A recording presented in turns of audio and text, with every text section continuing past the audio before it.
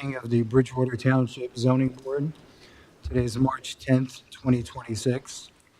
This meeting is being recorded and is available live on YouTube, but also the recording is also available on YouTube. So we have a couple of rules that I'd just like to get out of the way in terms of speaking into the microphone.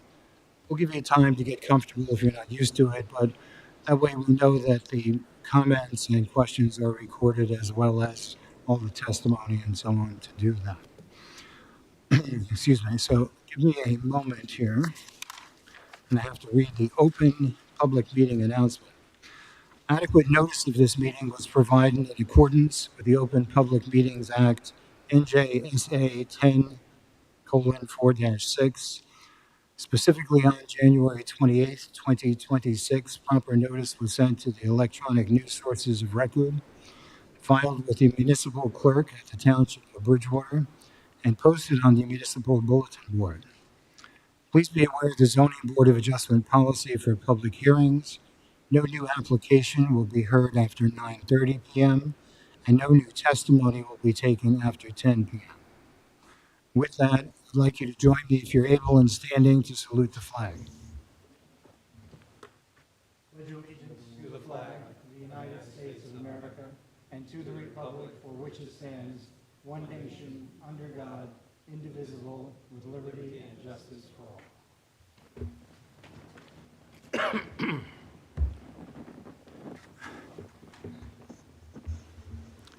And can we have a roll call, please? Here. Here.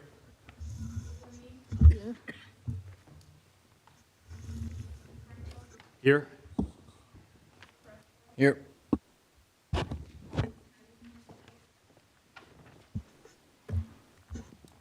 Nancy, I'm not sure your mic is.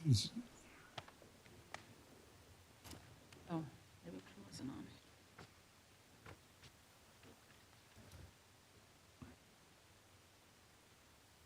You can take a moment. There we go. Sorry. It's okay. Ms. Henderson Rose. Here. Mr. Gajewski. Here. Ms. Wiseman. Here. Mr. Vesio. Here. Mr. Colucci. Here. Here. Rich Aller, Board Attorney. I'm here. We have Marie Rafai for Bill Burr this evening, Board Engineer. Here. Catherine Sarmad, Board Planner. Here. We have a quorum. You can proceed. Thank you. Moving forward, I just want to see if there's anything, Nancy, that we haven't done that we need to do. I know we will be getting to minutes and so on, but if not, I think we're okay moving forward. I have nothing for you. Okay. So at this moment in time, I'd like to open the meeting up to the public, but members of the public who want to address this board on any matter that's not on the agenda tonight may do so at this time. And the idea there is that engaging with the citizens and the residents of Bridgewater in such a way as to give them an opportunity to talk to us on things that we're not going to be speaking about. But seeing that there are few people here and no one's coming up, I'm going to close that portion of the meeting. And we have no minutes nor resolutions at this time. No, Mr. Chairman. So our land development applications this evening, we would like to start the meeting with the application number 25-017-ZB, and that's Mr. Shaw, 261 Liam Street. Would you come up, please?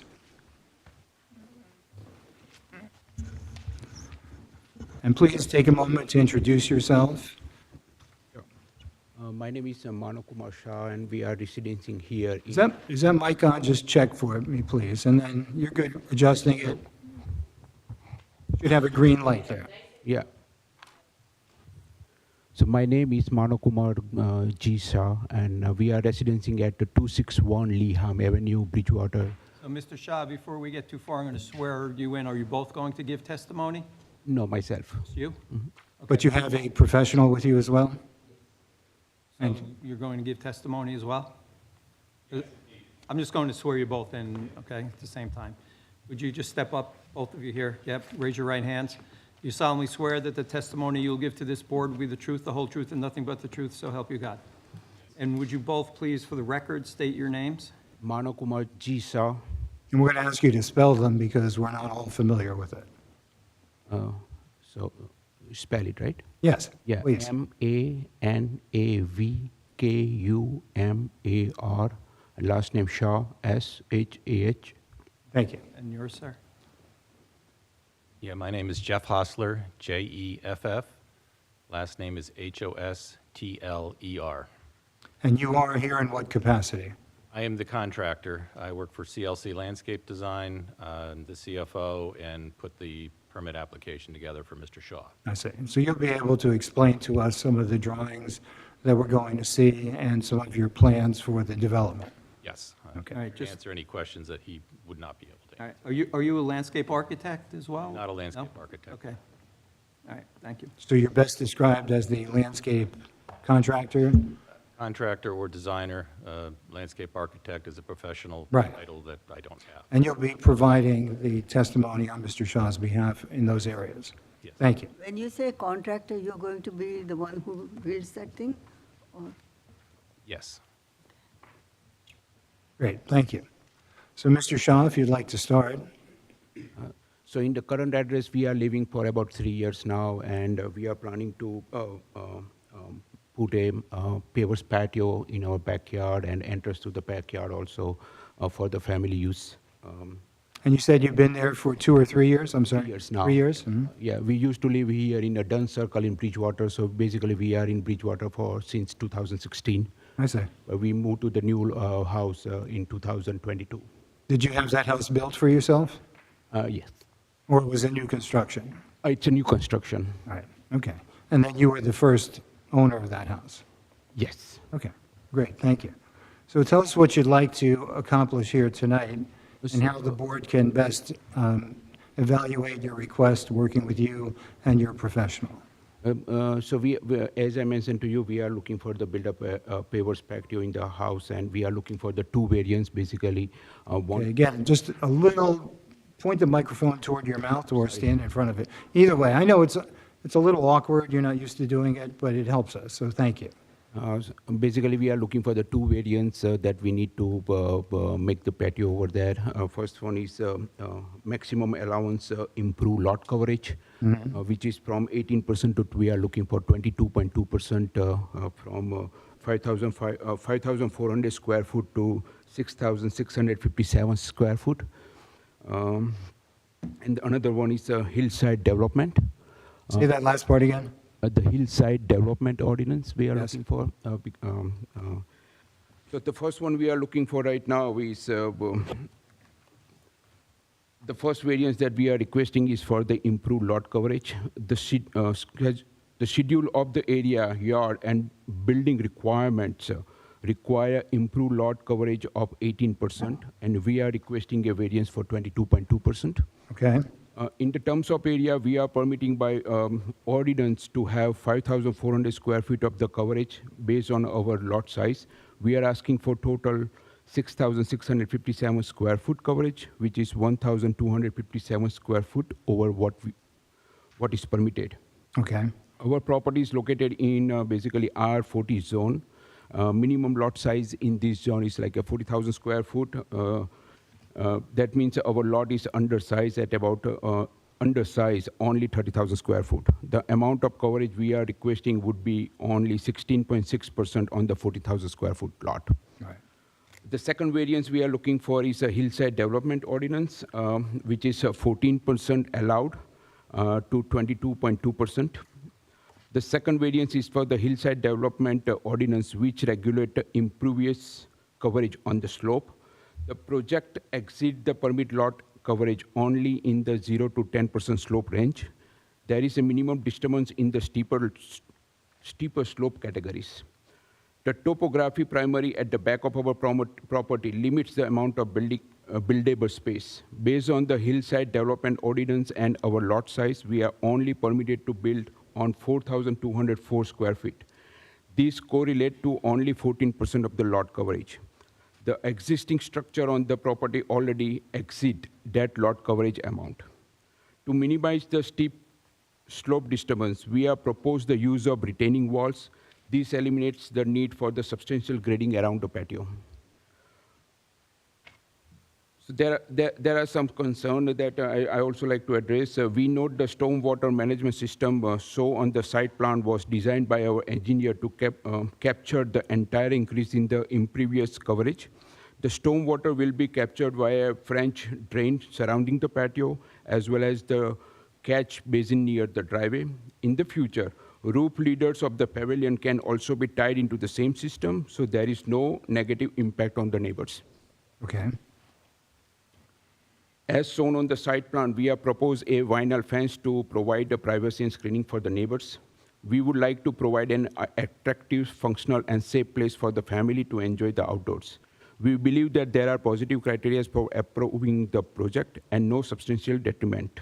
And thank you for consideration. That's all for now.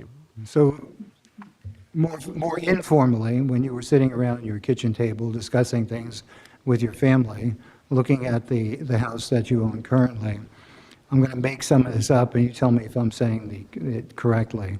You were discussing the need for some additional outside space where you might do some entertaining, where your family would have an opportunity to use some of the expanded space. And if I read the plans or your plan correctly, you want to include in the future something which would be, I think you called it a pavilion, and we'll have your landscaper talk about that in a moment, which would include a fireplace as well. And do you have any plans for the future that would include anything else at this time? Not at this moment. Very well. I'm going to ask you to take a moment, and we'll ask your landscape professional to talk to us about the plans. I don't know your last name again? Hostler, Hostler. Mr. Hostler, you have an opportunity to look at the report that our planning and engineering department prepare.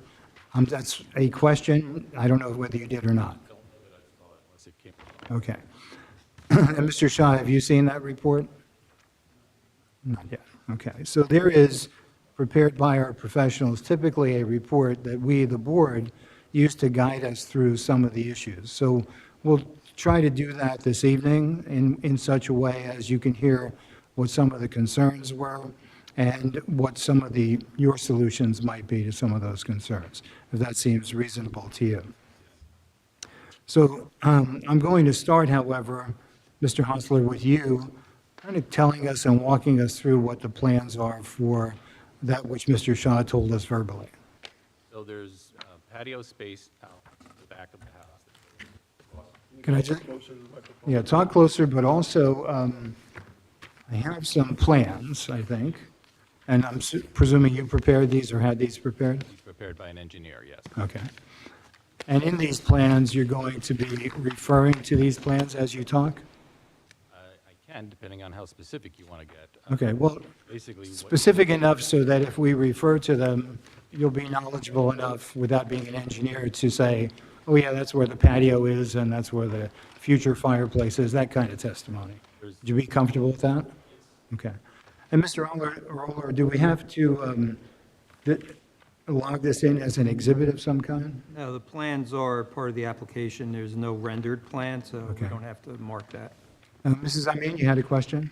Yeah, I have a couple of questions for Mr. Shah. Please.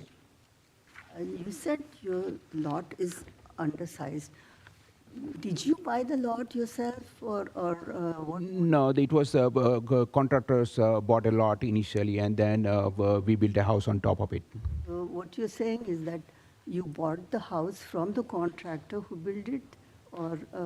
No, it was a old house, and that we demolished, and then we built a new one on top of it. Usually, I mean. But it's a new not construction. undersized. That's one of them. The other one is that your house is much higher than it's allowed. So the question is, you were not involved in building the house, the contractor was. Yes. Okay, so it's the contractor who was responsible for these two discrepancies that are there. Yeah. And who was that contractor who built that? Sifaldi Construction. Artie? Sephardi, not Sephardi. Oh, sorry, CNH Construction. They are in here, Martinsville. If I may, just to review, Please. the property that you purchased had an old house on it, which was taken down and a new house was put up? Yes, it's a CNH Construction who bought the property. Just that parcel? Yes. Just And that parcel? And then we built a house over When you there. say we built the house? That means it's CNH built a house, but it was a custom-built house. Okay. And So there It were was they not building it when we for bought you? the house, it was not built from the beginning. I'm sorry, were they building the house for you, or was it already built and you purchased it? No, but they built for us. They built it for you, okay. So, Ms. Rose, did that answer your question? Yes, and there was no discussion at that time that if you wanted to do any expansion, you might run into some challenges? I take it. When he finished, gave you the key, there was no discussion of if you wanted to expand anything that you would It have was, some yes, issues? he told me that we used the maximum allowance of. Okay, all right, thank He you. did mention. Thank you. Got it. Were Thank there variances, though, for things like height? Were there any variances for the property when you built it? No. These would need to be added in, right? Because they're not, Mr. Older, have an opinion on that?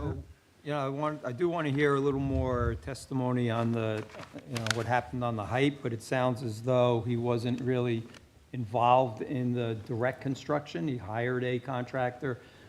I would presume that when they issued the permit was indicating that the house was going to be 35 feet or less.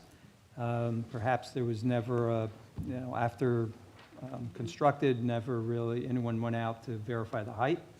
I do think we should deal with the height today, and I can capture it in the resolution. I see a question Do you coming. know any back history there, Catherine? No, and I agree with that. I looked through the township's SDL portal, which is where, all permits are logged in. It looks like it was just done through code. So when a single-family lot doesn't need a variance based on the plot plan, it just goes through building, not through the board, Right. obviously. So it went through code. It passed inspections, but it must have, So I just wonder, was the construction plan consistent with the survey?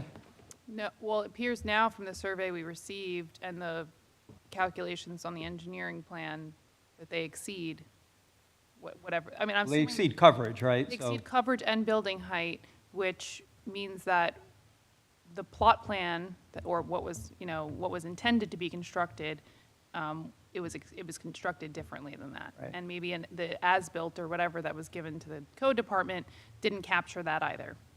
And I mean, that's one of the questions I posed. I didn't know if maybe Yeah. they had put in extra stuff after. Height obviously wouldn't be something Well, that a right. homeowner could. I don't think the height changed after it was built. No. Right?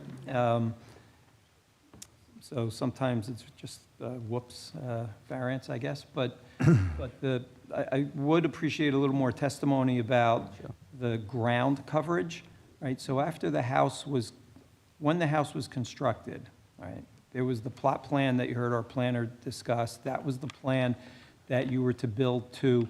During construction or anytime after you moved in, have you increased the amount of impervious coverage? Did you add to the pavers? Nothing. This is the first improvement we are doing after getting the house.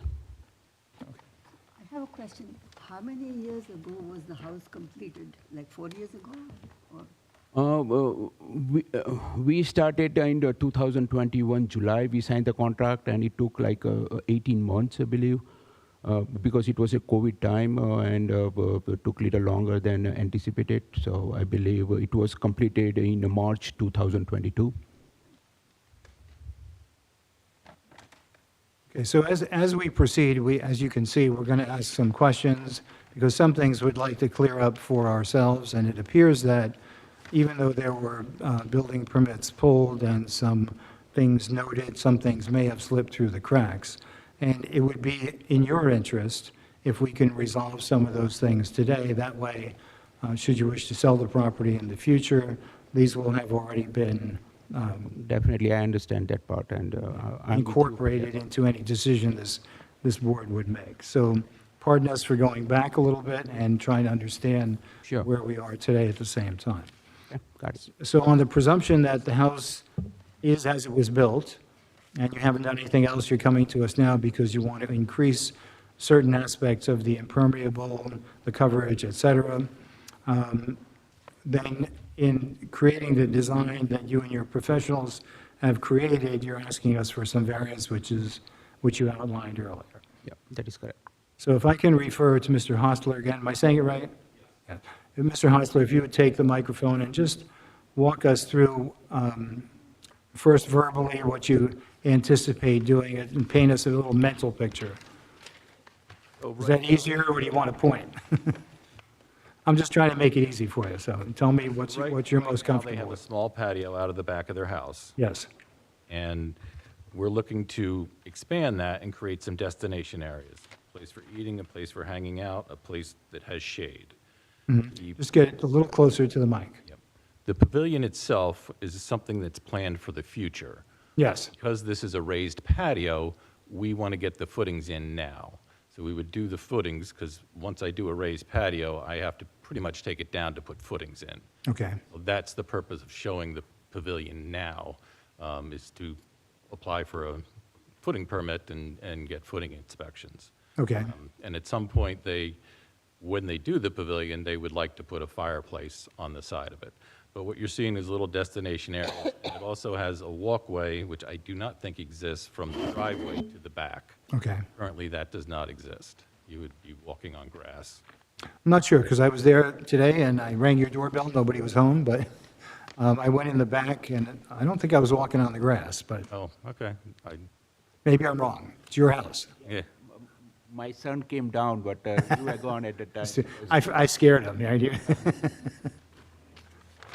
So please continue. Yeah, so the idea was to give them, additional outdoor space that's functional. And then certainly when you're increasing the impervious coverage, we want to capture all the additional stormwater runoff. So we put a French drain around. And because we'll have the patio, if we do a pavilion later, we can just connect the downspouts in that. So you'll still be collecting the same water, it just won't be off the patio, it would be off of the roof. And other than that, it's kind of a simple, just patio space, really. And the patio doesn't require any elevation, it's going to be on grade. I mean, obviously, you have to dig down and create, No, there's some retaining walls, so property tends to slope off at the Yes. back. And we could have built that out and graded out the back to make it smooth. But one of the decisions was to try to not disturb this steep slope or Yes. areas of steep slope. Have the wall so it'll come out level from the house, and we'll keep it there. It also confines the amount of disturbance that you have, and it eliminates the grading way into the back of the yard to make it work. okay. That was some of the considerations of sort of putting a design together. We knew we needed to ask for stuff, but we also didn't want to be greedy with it and put something reasonable together that we would ask for. And from a high level, you anticipate there'll be French drains around the new and old patio space, The old patio space will disappear. completely, We'll will be, Yeah. okay. Yeah, you So want cohesive and, Gotcha. So the new construction will have the French drains around the perimeter, and they'll be draining to a dry well of some kind, or? Yeah, they're Coltech chambers, but yeah, it's essentially a dry well. And- Temporarily holds water until it percolates in the ground, so Okay. just not a concrete tank, it's a different version of it. And as you said, there's no intention to build a pavilion right now or the fireplace. It's the idea is to give you the opportunity to prepare and build the footings for them so that at some point in the future, they might be able to be built. Yes, and having, an inspection on record that, hey, the footings were installed and inspected. Okay. Are there any questions from the board members so far? Mrs. Amin? I have a question regarding the material for that patio that is that brick or concrete or what exactly? There'll be concrete pavers. Uh-huh. You haven't actually picked it out yet, but Size of the pavers will be like? it can vary depending on what the homeowner wants. Right, As we get closer to construction, we bring samples to the homeowner with different colors and different sizes, And you can pick larger ones, like these grandes, or smaller ones that have a pattern to it. So, Between each block, you put something to keep them. yeah, polymeric sand goes in between the blocks. After you put that down, you put the polymeric sand in there. It just kind of holds it in place. That means the entire surface would be like one. When water falls, it doesn't go between the, Not in this particular instance. It would run off to the French drain. We would pitch it so it runs to the French drain, and the French drain that surrounds it will pick up the water and bring it to these Coltech chambers. so the slope is in Bless you. certain direction, so the water goes in one. Excuse me? The slope of, the surface is sloped, so the water flows in certain direction, or, Yes, you pitch the patio toward the drain. okay. When I look at the property currently, it slopes off into what is a pretty large drainage ditch. Are you incorporating that into where the overflow would come from the French drain? No, we have it going into the Coltex. I don't think what's back there is, considered a flood hazard area, and you have different permit by rule things that you need to abide by. So not sending additional water back there is one of them. Okay. All right, so are there any additional questions from the members of the board? If not, I'm going to ask our, Oh, no, just, had you entertained doing a deck as opposed to, 'cause a deck is pervious and doesn't affect your lot coverage, as opposed to this, which is impervious? I'm not sure of the town's regulations on pervious, impervious. I checked, and Some towns so a deck don't. with a pervious Permanent. substrate below it is considered pervious. Yeah, the permanence of the concrete paver patios, it's just, to me, it's a nicer look. I don't disagree, I'm just saying right now, we've already exceeded lot coverage, and we're exceeding it by even more.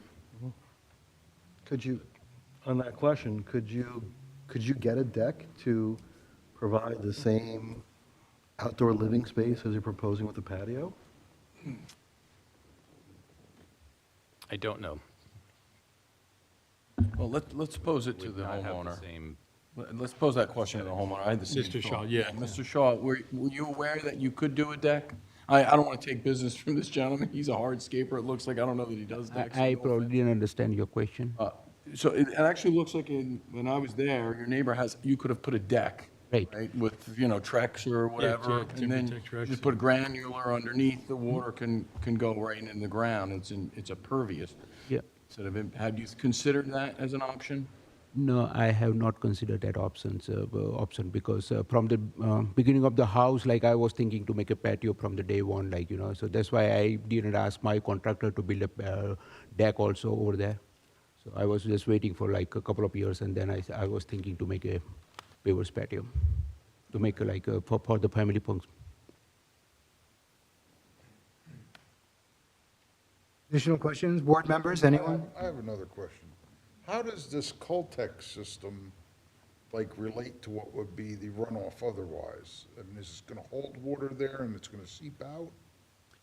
Yes, it's no different. Again, remind you to talk into the microphone.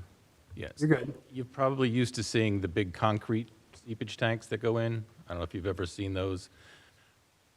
Those hold 500,000, 1,500 gallons. Those are very heavy to move around. The small 500-gallon one weighs about 4,000 pounds. These Coltech chambers are domed. They're 8.5 feet long. They're domed, and you send the water in there. You do your perk test first to make sure that you're adequately sizing it. And then it holds the water in there temporarily till it drains, it seeps back into the ground. So I just think of them or describe them as temporary holding tanks. Rain comes, rain stops, tanks are full, it dissipates into the ground. And the engineer would have sized that based on the amount of impervious coverage that we're adding. And I think it's probably a 3-inch rainfall that he calculates that for. So there's some relationship to the size of this to the additional impervious coverage? Yes, you look at the before and after, how much you've added. Typically, it's it's a 3-inch rainfall, unless you're in Chatham. But then it's just math at that point, you know. And then the engineer figures out, okay, you need whatever size tanks. Or the tanks are the same size, it's the number that changes. Okay. Thank you.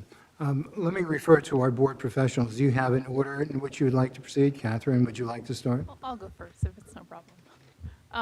So just one thing to clarify, because the pavilion area does have a roof on it, that would not be exempt from the deck calculation. So anything that, under that portion would still contribute to impervious coverage. I just did a quick, like, back of the envelope calculation, because they are in a pre-existing condition. If every other portion except for the pavilion area was made into a deck and was excluded, it would be at about almost 20% coverage. They'd still go up about a percentage point or so. And if that included ripping out the existing paver, then it would be closer to like 18.5 or so. So as a trade-off, just so the board's aware, they wouldn't be completely be absolving the variance conditions if it was made to be a deck. But obviously there'd be some trade-off to the coverage. And I understand the other variant, I mean, the building height, I agree, it's like, that was an oops, because clearly when the architect submitted the drawings to the town, I'm sure it said, you know, maximum height 35 feet, but the lot coverage was also something else that should have been done at the same time when the house was submitted, and that's at 18.9, I believe, so that's already. 18.8, yes, and I think what should have happened is that after the house was constructed and those errors were figured out, based on the as-built, they should have come back to the town for the variance relief at that point. Yeah. But they sold the house, and so it probably was not their problem anymore, right? And Mr. Shaw, so the contractor, he hired the architect, he did the whole thing? Okay, so his architecture was done by the contractor, not yourself, so. Understood, okay. And the coverage right now is over by 241 square feet, just so the board's aware. That's a pretty big error. Yeah. And the height's up. On that over one, by- isn't it against the hillside? It goes into the slope, doesn't it? So the hillside development calculation, I was going to clarify that as well. I know Mr. Shaw had brought up that that's a separate variance. That actually is part of the impervious coverage variance. So the way the hillside development calculations work is you don't seek variances from each of the categories. The way the calculation shakes out is it basically limits your amount of impervious coverage, and in some cases FAR density based on the hillside development calculation if there are presence of slopes in those steep slope categories. In this case, rather than be an 18% as permitted by the R40 zone, it's actually 14% based on the presence of those slope categories. So it just reduces your allowance essentially. So it's mostly on paper, but it has there's a good point to it that it's supposed to be protecting those steep slope areas from disturbance. It effectively lowers the amount of developable area that you can utilize or, can do on the property. So in this case, it's really that they are in an 18.8% existing condition versus where 14% is allowed, if that helps you kind of think about. Is that 14% meant to include or meant to apply to a larger lot or meant to apply to this somewhat undersized It's lot? proportional, so it wouldn't, Okay. the way the hillside development calculations work is they take percentages for each of the slope categories, and then for the amount of property that's in those slope categories, you multiply it by that factor, and then that gives you your then developable portion of your property, and then multiplies to your impervious coverage calculation. So it gets you to that number. So if they were in 40,000, it may be proportionally a little higher, but it's proportionally 14% for this size lot. Okay, thank you. Calculations are shown on page 2 of the site plan, if you wanted to see what she was talking about. Yes, yeah, sheet 2 does have them in a table, which is really helpful for you to see how it works. But where this is proposed, looking at the topo, it doesn't appear to be very steep. As the property goes off, it gets steeper. It's not where the development, that's why it's not a variance from the disturbance of the steep slope categories. It's actually off the top. Even if the slopes are, far, far away from where the home is, it still impacts the amount of developable area. The intent of the ordinance is really to limit disturbance of properties that have steep slopes and to, avoid overdeveloping them and getting even closer and closer to those encumbrances. But where there is development proposed right now, it's not significantly affecting the steep slope itself, it's just part of the overall Does calculation. not appear to be impacting the slopes. Right. And they are proposing a retaining wall, I believe, to Yes. ensure that as Yeah, well. it's a little less than 2 feet. Yeah. It appears on the, Most of the change is in the 0 to 10%, so although it's a steep slope ordinance, that's in the lowest category. Right, right. And then there's 100. Again, closer to the mic, but I can hear you, but not everybody else Sorry, can. yes. I was just saying that most of the construction is in the 0 to 10, which Yes. 10% slope, which is the lowest category. Right. You're restricted because there's slopes on other part of the category, which reduces the overall point. Understood. Very similar to what she was saying. Thank you. What year was that steep slopes ordinance created? A long time ago, So it was already in place when this was built. probably, yes. If this was built in 2021, 22, then definitely, definitely. What year? Given- 21 or 20, it's 23, I I think. believe they, 23? I'm looking at the building. 22? It was good. yeah, I thought it was 22. They started construction, it looks like they pulled permits in 21 or so, that's when the building. It appears though there are some flaws with our either permitting process or inspection process because things seem to have gotten lost in the shuffle. And Mr. Shaw would have been, at that time, unaware that he had a height issue and that maybe he had a coverage issue if it wasn't brought to light by anybody else. Is that true? And that really depends on so the code department can only work off of the information they get, right? And so if the information isn't accurate, right, then Right. they can't then say, oh, zoning permit denied or CO denied because you exceeded. So if they were provided an as-built that said we're actually at 18% coverage, then the code department can't do anything. I can't speak to what happened. No, it's okay, and I'm not asking you to. What I'm saying is that if errors were made on our part, I'm having a hard time trying to affix responsibility to Mr. Shaw because I'm sure if we were unaware, he was unaware.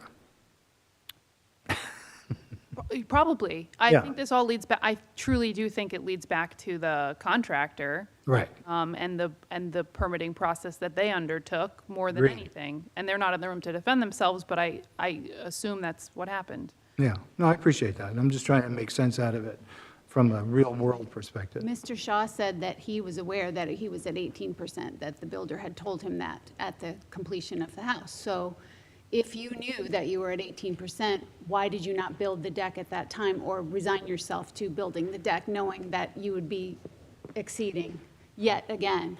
It was my dream to make a pavers patio from the day one, so I have not asked my contractor to make a deck over at the time. Okay. So he did mention that, yes, you are going over your allowance, and when you ready to make a deck, you have to go for the variance. Thank you. Okay. But I was not aware about the height. Mrs. Amin has a question for you. Mr. Shah, on the drawings, there is a small portion that says future pavilion. And my question is, how far in future are you going to construct that? How, 2 years from, 5 years, 10 years, or what? Maybe a year or two. This is not these are the expensive projects, so maybe 1 or 2 years, within the 2 years for sure. I want to do it right away, but I have to take it a little bit. I'm going to ask a question to our lawyer, that is there a limit on how far away in time? No, the variance really isn't for the pavilion, it's for the coverage for the pavers that will be under the pavilion. So, when he constructs that pavilion, it's not altering the lot coverage, right? It's already considered in this application. Okay. So, his pavers, correct? Yeah. Jeff, that's, right, the pavers are already under the pavilion. Yes, they will be once we complete. Right. So it's not, there's really no further impact to impervious. So this part, if it's approved now, right, as part of the application, so how long, 10 years, 5 years, or how long can he wait to? He can, as long as he wants, because the variance is for the And coverage created by the pavers. Pavers only. Right. And he can put something on top of the pavers that doesn't alter, Doesn't doesn't im- further alter the impervious coverage. The future part is not in the calculation Right. for the impervious? If it were a deck, if he'd switched it from pavers to a deck and put a roof over the deck, then that would not be exempt from the coverage. If he did a deck with just ground underneath, with earth underneath, it wouldn't count towards coverage, which is what Mr. Franco had brought up. And I just clarified that the portion that would be roofed eventually, would be covered, would count, would have to count towards the whole coverage calculation. So your resolution will include all that? is Yes. it? No, good, okay. Additional questions from our board professionals? Sorry, I had just a few more.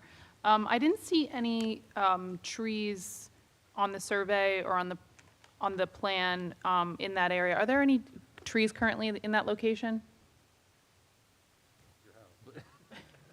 There is one tree over there in the back of the house. Is it being removed for these improvements? It is not going to be removed at this moment. It's going to stay, it's not in the place of the area where the improvements are? Okay, thank you. There are a few things on the zoning requirements table that just need to be updated. The FAR is not included, particularly because they were over on coverage and on the building height. I just wanted to have that put on the table so we can make sure that that's not in a pre-existing non-conforming condition, because that does trigger a higher level variance than a bulk variance. It would be a D4. So I just want to make that clarified.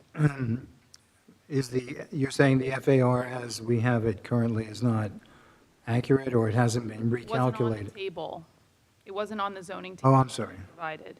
So I have no way to know what it is in relation to, they didn't run the hillside development calculations in relation to floor area ratio. They didn't provide it. You can do, a calculation based off of the coverages that they provided, which was, excuse me, that the house is 24,000 square feet, which is, includes, I assume, the garage and everything like that. So without knowing which parts are exempt of the house, it was really kind of impossible. I mostly, as a housekeeping item, wanted to have it on the plans. Right. It is what it is. The house footprint's not changing. They're not adding an addition to the home of livable space. I just want to have it on the plans so that it's captured. And how would Mr. Shah obtain that? Would he have to bring in another professional to help him Oh, his calculate? engineer could probably, Mr. Gimliano from Dykstra Walker did the plans that they submitted, and I assume that he would be able to pretty easily include that. So are you following our line of discussion here, Mr. Shah? Not really. What we're asking is that your engineer may be able to provide what Ms. Sarmat is asking for, which is an updated calculation of the floor area ratio that people refer to as FAR, so that we have the accurate calculation incorporated into the resolution should this board move forward and approve this or not. Either way, it should be there. Okay. But if they were to approve it, then it would have to be a condition that be updated? I would ask that yes, it would be updated on the plans if this is acted on tonight and approved. Yes. And I would just assume, and I'll defer to Mr. Oler, if indeed it is in a variance condition, let's say, or pre-existing non-conforming condition, what, Well, if, that stems back to not providing, an as-built, right, at the end of construction previously. So if they calculate your FAR today and it exceeds what's permitted, you're going to have to come back. Okay. I don't think it will. Yeah. I just assume based off the calculation or the numbers provided that I just wanted to ask that question in an abundance of caution if it did show up, what could be the. It's like going back in time to the day it was built, and they would have discovered it then and prior to the CO. Rich, Right? just curious, isn't that on the tax assessment? Not the FAR. No, but the square footage of the house? Yeah, but I wouldn't go by that. Okay. I don't know if the tax assessor's including the garages. I don't know what's in the basement here, or, basement height matters, and Mr. Shaw, do you have your architectural drawings still? Do I? Yes. Yeah, so if you give those to your engineer, he can calculate the floor area. Sure. it's basically your square footage, and as he pointed out, are you using the basement and things like that? So it is not so much a condition of approval as it is something to be included after the fact? Not Well, it true? is a condition of approval. It is a Like, condition, yeah, okay. if this is approved, there would be a condition to modify the zone chart to include the FAR calculation. Okay, gotcha. Just from work, I guess to give the numbers to make it more clear, based on the 30,000 square foot lot and the dwelling coverage that they provided, they're at about 8% just on the coverage. I don't know how, if the second floor, if the basement's finished, so it's going to be close. It's a 0.15 FAR, but either way, I think it should just be included on the plans again, so it's Okay. there. It is a bulk requirement of the zone.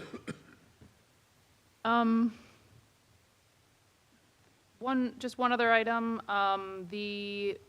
there are environmental constraints shown, or approximations of them shown on the plan.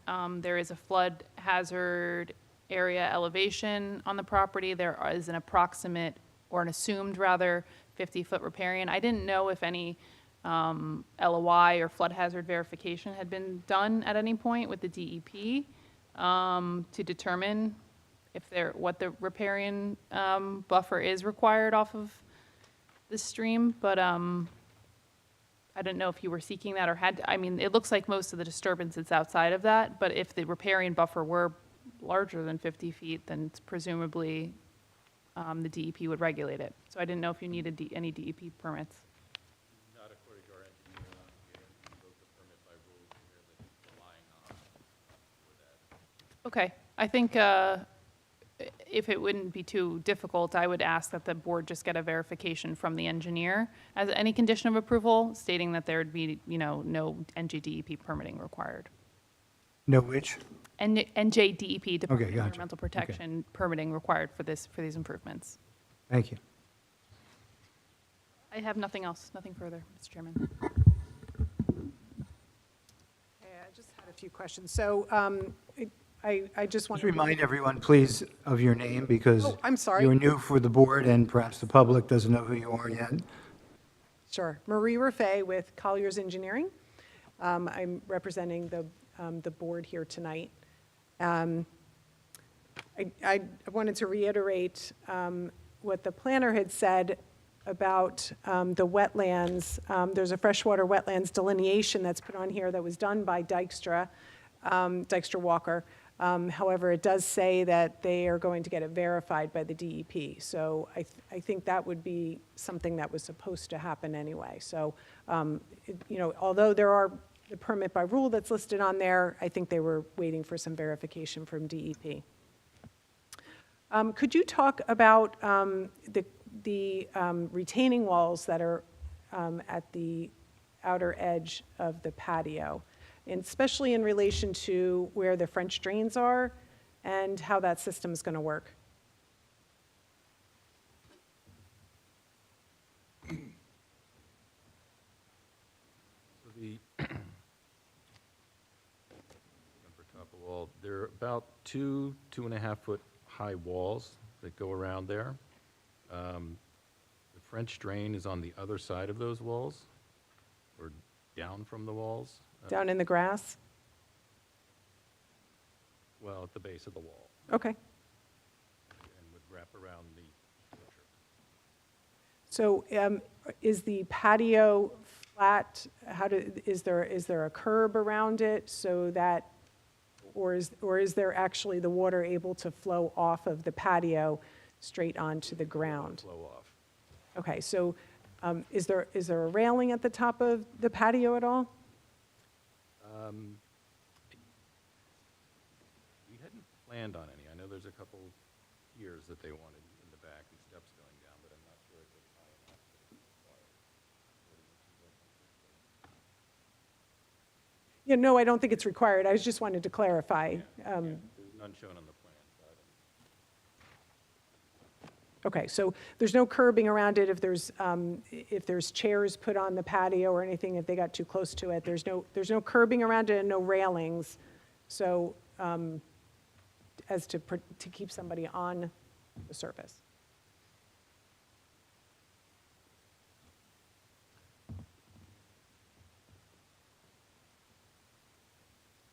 I'm looking at the, there's an elevation of 144.8, the top of the wall is 144.6, so it's just creating 1.2% of pitch towards the left. No. Okay. Now, it also looks like there's some roof drains that would be from the, Just going to say, typically we put plantings around there, so it gives you a visual end of the thing. So that's what we would normally do, is wrap that around so you have a visual idea.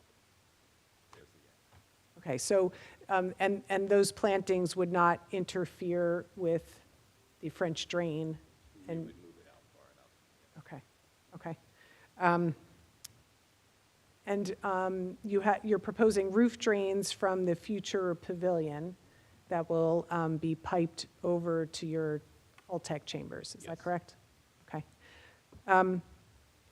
Is there any thought to maybe adding additional stormwater storage so that you can collect maybe some of the house roof to compensate for the overage in lot coverage as it exists right now? We had not considered that, but we can certainly look into that if it's a requirement of the board. I'm not sure I where it would- currently goes right now. They go into seepage tanks already? Oh, okay. Do you happen to know? It's a new house, so does the water go out in the grass? Or is, Not in the grass, in the back.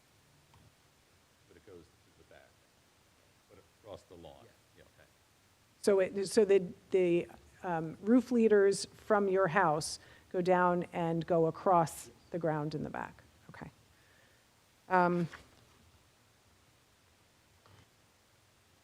Do you have any, are you proposing any new lighting on the back of the house? There's just some low-voltage landscape lights to accent a couple of trees and just some path lights. Okay. Nothing. No spotlights or anything that would be shining on anybody else's property? I think that's all I had. Okay, thank you. Take a pause for just a moment. If there are any members of the public who would like to ask questions of Mr. Shaw or his landscape design professional, you can come now and restrict your questions to their testimony so far. Is there anyone from the public who would like to ask any questions? Seeing none, I'm going to close that portion of the meeting. Mr. Oler, what do we have so far before we get into some further discussion with our board members? So just to highlight a few things here, the two variances would be for improved lot coverage. The request is at 22.8%, which is 6,657 square feet of coverage, where 4,204 square feet is what's the maximum permitted. Currently, there's 5,641 square feet at the site. And there would be a variance for the height of 1.2 feet. And if the board were to grant this, talked about a few conditions, which would include, What was the height we're allowing? yeah, you're permitted up to 35 feet. So it's 36.2. And it's 36.2, right? And potential conditions would be to modify the zone chart to add the FAR calculation, to provide a engineer certification that there's no NJDEP permitting required, and that there would be no spotlights added to the property, right? I would just want to add one additional thought, which is from the engineering standpoint, if the landscape designer would be willing to work with our engineer, if there are any additional water or stormwater management issues. Does that sound appropriate for you, Renee? Marie, I'm sorry. Yeah, that sounds fine. Okay, so is that We do something it all we the can time, so incorporate that's into that? fine. Yeah, to confer with the township engineer over, The stormwater management and any additional drainage issues. Rich, I'm just a little confused. If we do grant going to the 22.2 maximum lot coverage, does the old one, 18.8, matter at that point? no. Okay. Sorry, Catherine, you seem to have an additional thought? I just wanted to add to one of the conditions that Mr. Earler read off about the floor area ratio on the plans. I think part of that conversation was also that if it did exceed the allowance, that the board, that the applicant would have to return to the board for that relief. Right, right, And that, I think that should be included in the condition. right, I'll include that, yes. Could you clarify in your report where you found the 2,600 square foot as the, It was not in my report on the plans provided on sheet 1 on the cover sheet.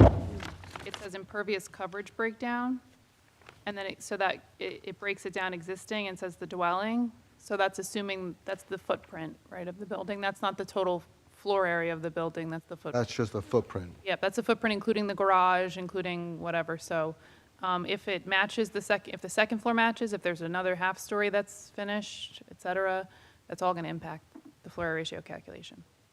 Okay, that makes sense, thank you. Additional questions from the board? Mr. Fresco? Marie, can you speak to the water issues and what the town has done at the intersection of Foothill, where Foothill meets Hillside? You know, that's a very common flooding area. I know there's been a lot of issues there. And this stream is basically coming down Mine, down Foothill, down Hillside, down to 202, 206, you know, and I see the flooding there. And I don't know, I just like to put on the record that I know the town has spent money in that area. So how would this I do understand that there was an additional inlet that was put in the road to help the situation. And beyond that, I'm not familiar with anything additional, but I know that that was done, I don't know, recently. I don't know how recently, though. Right, But are you able to confirm, I don't know if you can either, but that if this is constructed to this plan, that there would be no additional drainage coming off-site as what exists today? Right? We're not increasing any flow off the site, is that right? Correct. They are themitigating the patio and the future pavilion. Right, so they're there just would, mitigating that. so based on that plan, there would be no impact to that intersection, is that right? Correct. Okay. I have one question on that, though. So this retention basin is constructed adjacent to where I think the hillside development ordinance begins to apply, and it drops about 10 feet to the brook below, and the top of this is around, I guess, 1 foot below the surface. So if they're collecting water in there, I mean, is that really gonna kind of go into the ground, you know, the water table local? Or is that just gonna come out the side of the hill, closer down to the brook? Because, I mean, I can see in my own yard, I have a little hill, and there's an area in the middle of the summer, you know, my grass is dead, and then there's one area right by the hill, the grass is really nice and green. So I'm you know, there's water flowing out on the side of that little hill by my home. Maybe, if you wouldn't mind, would you testify to the depth of the Coltech chamber and just clarify how that water's going to work in there? Yeah, I see the, no, what I'm looking at, it's quite a ways from where you get to that drainage ditch in the back. This is up just behind the house, off to the left. And there's usually, the top of the chamber would be, so right in that area, you have, let's say right in the middle, you have like 141 in terms of topo, just to take an average. Top of the chamber would be a foot below that, which I think is what you mentioned, or 2 feet below that, a little less on the one side, a little more on the other side.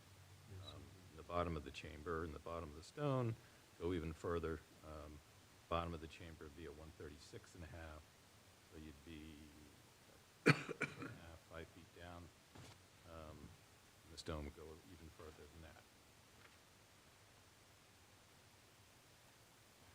So, It's a long ways away from getting back there. Would have to travel a lot underground.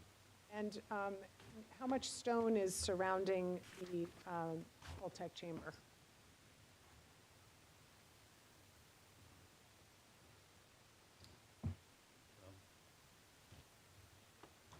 volume of the stone is 553 cubic feet. Sorry, 426 cubic feet of stone. So, would you think that this is far enough above the stream and at a depth sufficient enough to be able to drain properly into the ground without flooding the backyard?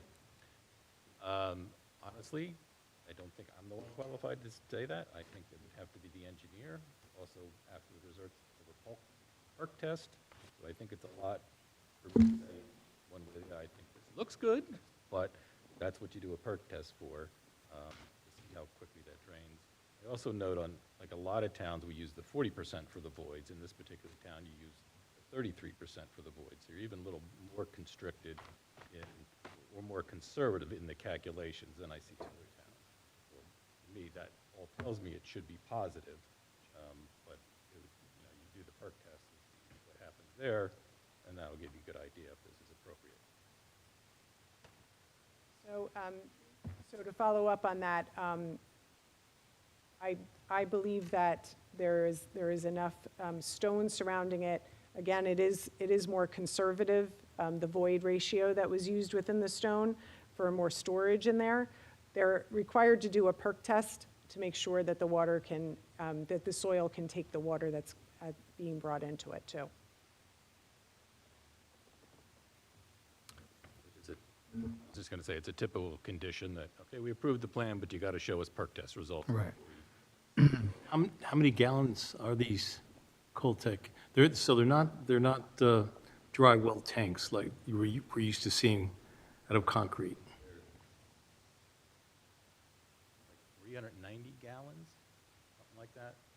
And they're only about 2.5 feet tall, a little less, according to 30.5 inches tall, 4 feet, and you said 8 feet long, I think? 8.5 feet long, 54 inches wide. Some of the calculations, that's Yep.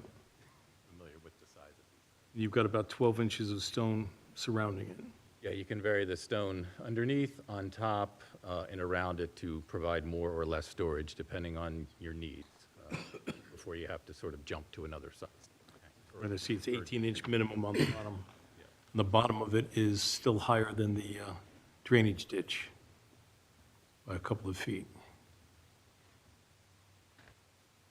So Marie, from your perspective, and given the discussion, if the board were so inclined as to approve this, are there any conditions that result out of that discussion? Or are we simply saying that as a condition, as a normal building approval process, the perk test would have to be done? So if you help us there, that would be appreciated. That's exactly it. So I would think as a condition of approval, and I believe that is probably it's in our review letter as well, that they need to provide a perk test. They need to provide the location of the seasonal high water table to make sure they're high enough above where the water is, and that we would review that before they would be issued a permit to put that in. Very well. And Mr. Shaw, both your designer and perhaps your engineer may be willing to, or would be willing to work with our engineer to make sure those conditions are adhered to. That's a yes or no? Yes, absolutely. It's typical to me, so Gotcha. what you described is typical work. Very well. So nothing out of the ordinary. We just want to make sure that we're doing it properly and following the correct procedures, so that if we do move forward, we're not asking you to come back unless the FAR calculation is wrong. So hopefully that's not the case, but we'll see. And Marie, you were going to take a look at possibly adding another Coltech tank to pick up the stormwater from the house. I am happy to, if you were to consider that as a condition of approval, I could work with the applicant to make sure that they can store some I extra. would be more comfortable because we're already over, as far as lot coverage. And I think they're willing to do that if that's I think what the that, yeah, board they'd chose. mentioned that, so it's, so as far as the stormwater coming out of the back of the house, I don't believe it goes from the front of the house to the back. It probably goes on splash pads. Well, it could possibly, I don't know. Okay. Very well. I'm going to ask if there are any quick additional questions from the board before we deliberate. Seeing none, I'd like to start the deliberation because what I see is an application that, from the improvement perspective, seems reasonable to me, given the nature of the house and the way in which the neighborhood is being developed. So you have both a mixture of existing homes, some of which have been improved, similar to Mr. Shaw's home, others of which are still more modest, but in my opinion, likely to be moving down toward the road of improvement. The visual impact of the proposed improvements to the property is minimal, and I don't see at this moment in time any reason to object to it on that basis. So looking forward and adding to the conditions that we would impose, I would be in favor of approving the application. Mr. Whiteley, would you like to go next? I actually was going to say what Mr. Kulak said, 90%. Like I said, my main concern was the drainage and runoff or any flooding and any impact, and I'm satisfied that it'll be taken care of. You're not really changing much of the landscape of the property. You have one tree there. So I'm in favor of the application. If I can continue in the same direction, Mr. Gajewski? Yeah, I would say I'm in favor of the application too. I mean, it is an undersized lot. The applicant is willing to handle all the issues with the water and the drainage and make sure that it doesn't affect the neighbors. And yeah, you're not even going to see it from the front, and it's something that they'll get more enjoyment out of the house. That'd be a fair bit. Ms. Rose? I'm in favor for all the reasons you so stated. Ms. Wiseman? Same, in favor. Mr. McDonough? Yes, and just a question for my information, since I'm new to this. Yes, please. Are neighbors notified and there's no objections from neighbors? Neighbors have been notified, but Rich, you Yes, want to? I can tell you, I reviewed the notice. The notice was in proper form, mailed on time, and published on time, right? And there's no one here from the neighborhood. And based on that, I agree. We have jurisdiction, and they're notified. It's up to them if they want Just to so I come. want to, nobody's objecting, Right. but then it's. That's fine. Thank you. Ms. Amin?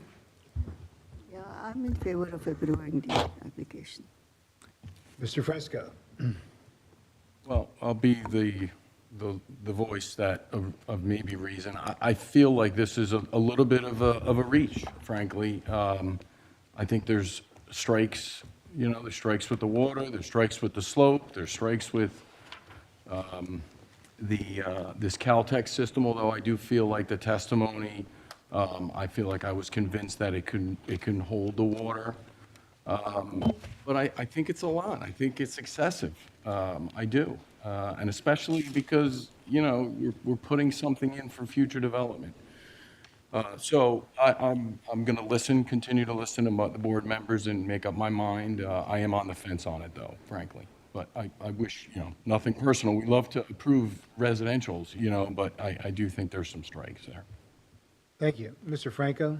I feel as long as you meet all the contingencies that have been placed, meeting the additional drainage for the existing house for the overage, again, collecting the rest of the information if there's no other variances, I really don't take issue with it. Mr. Vesio? At this moment, what was presented to me and the testimony we heard, I would not be ready to support the application. This house was just built. It's not like it's from 40 years ago, 50 years ago. It was just built. Why are there variances already? I was on the board for 3 years. I didn't see any of these come, in front of the board. I would like to understand the history there, what happened there, and understand, the corrective measures to that, before supporting this application. I'm saddened to have to oppose a residential application at this time. Mr. Shaw, I really want to support it, but I have to be, open-minded and thinking about the entire community when supporting an application. I grew up in a house with a brook in the backyard, and every year I just saw the water in the brook getting worse and worse and worse. And we said, oh yeah, this development doesn't, cause any issues, or that development doesn't cause any issues. But I saw with my own eyes that, more development causes more runoff, causes water issues downstream. So, I'm certainly sensitive to those folks downstream. My apologies, Mr. Shaw, best of luck. Thank you. Thank you. Mr. Calucci? I kind of agree with what you just said. I'm tending to approve this, but we're going to put in that other drainage system, the second one. That's going to be a must, I think. Okay, thank you. And just one quick digression. Are our board professionals satisfied with the conditions that we've imposed or will impose should we make a resolution to approve?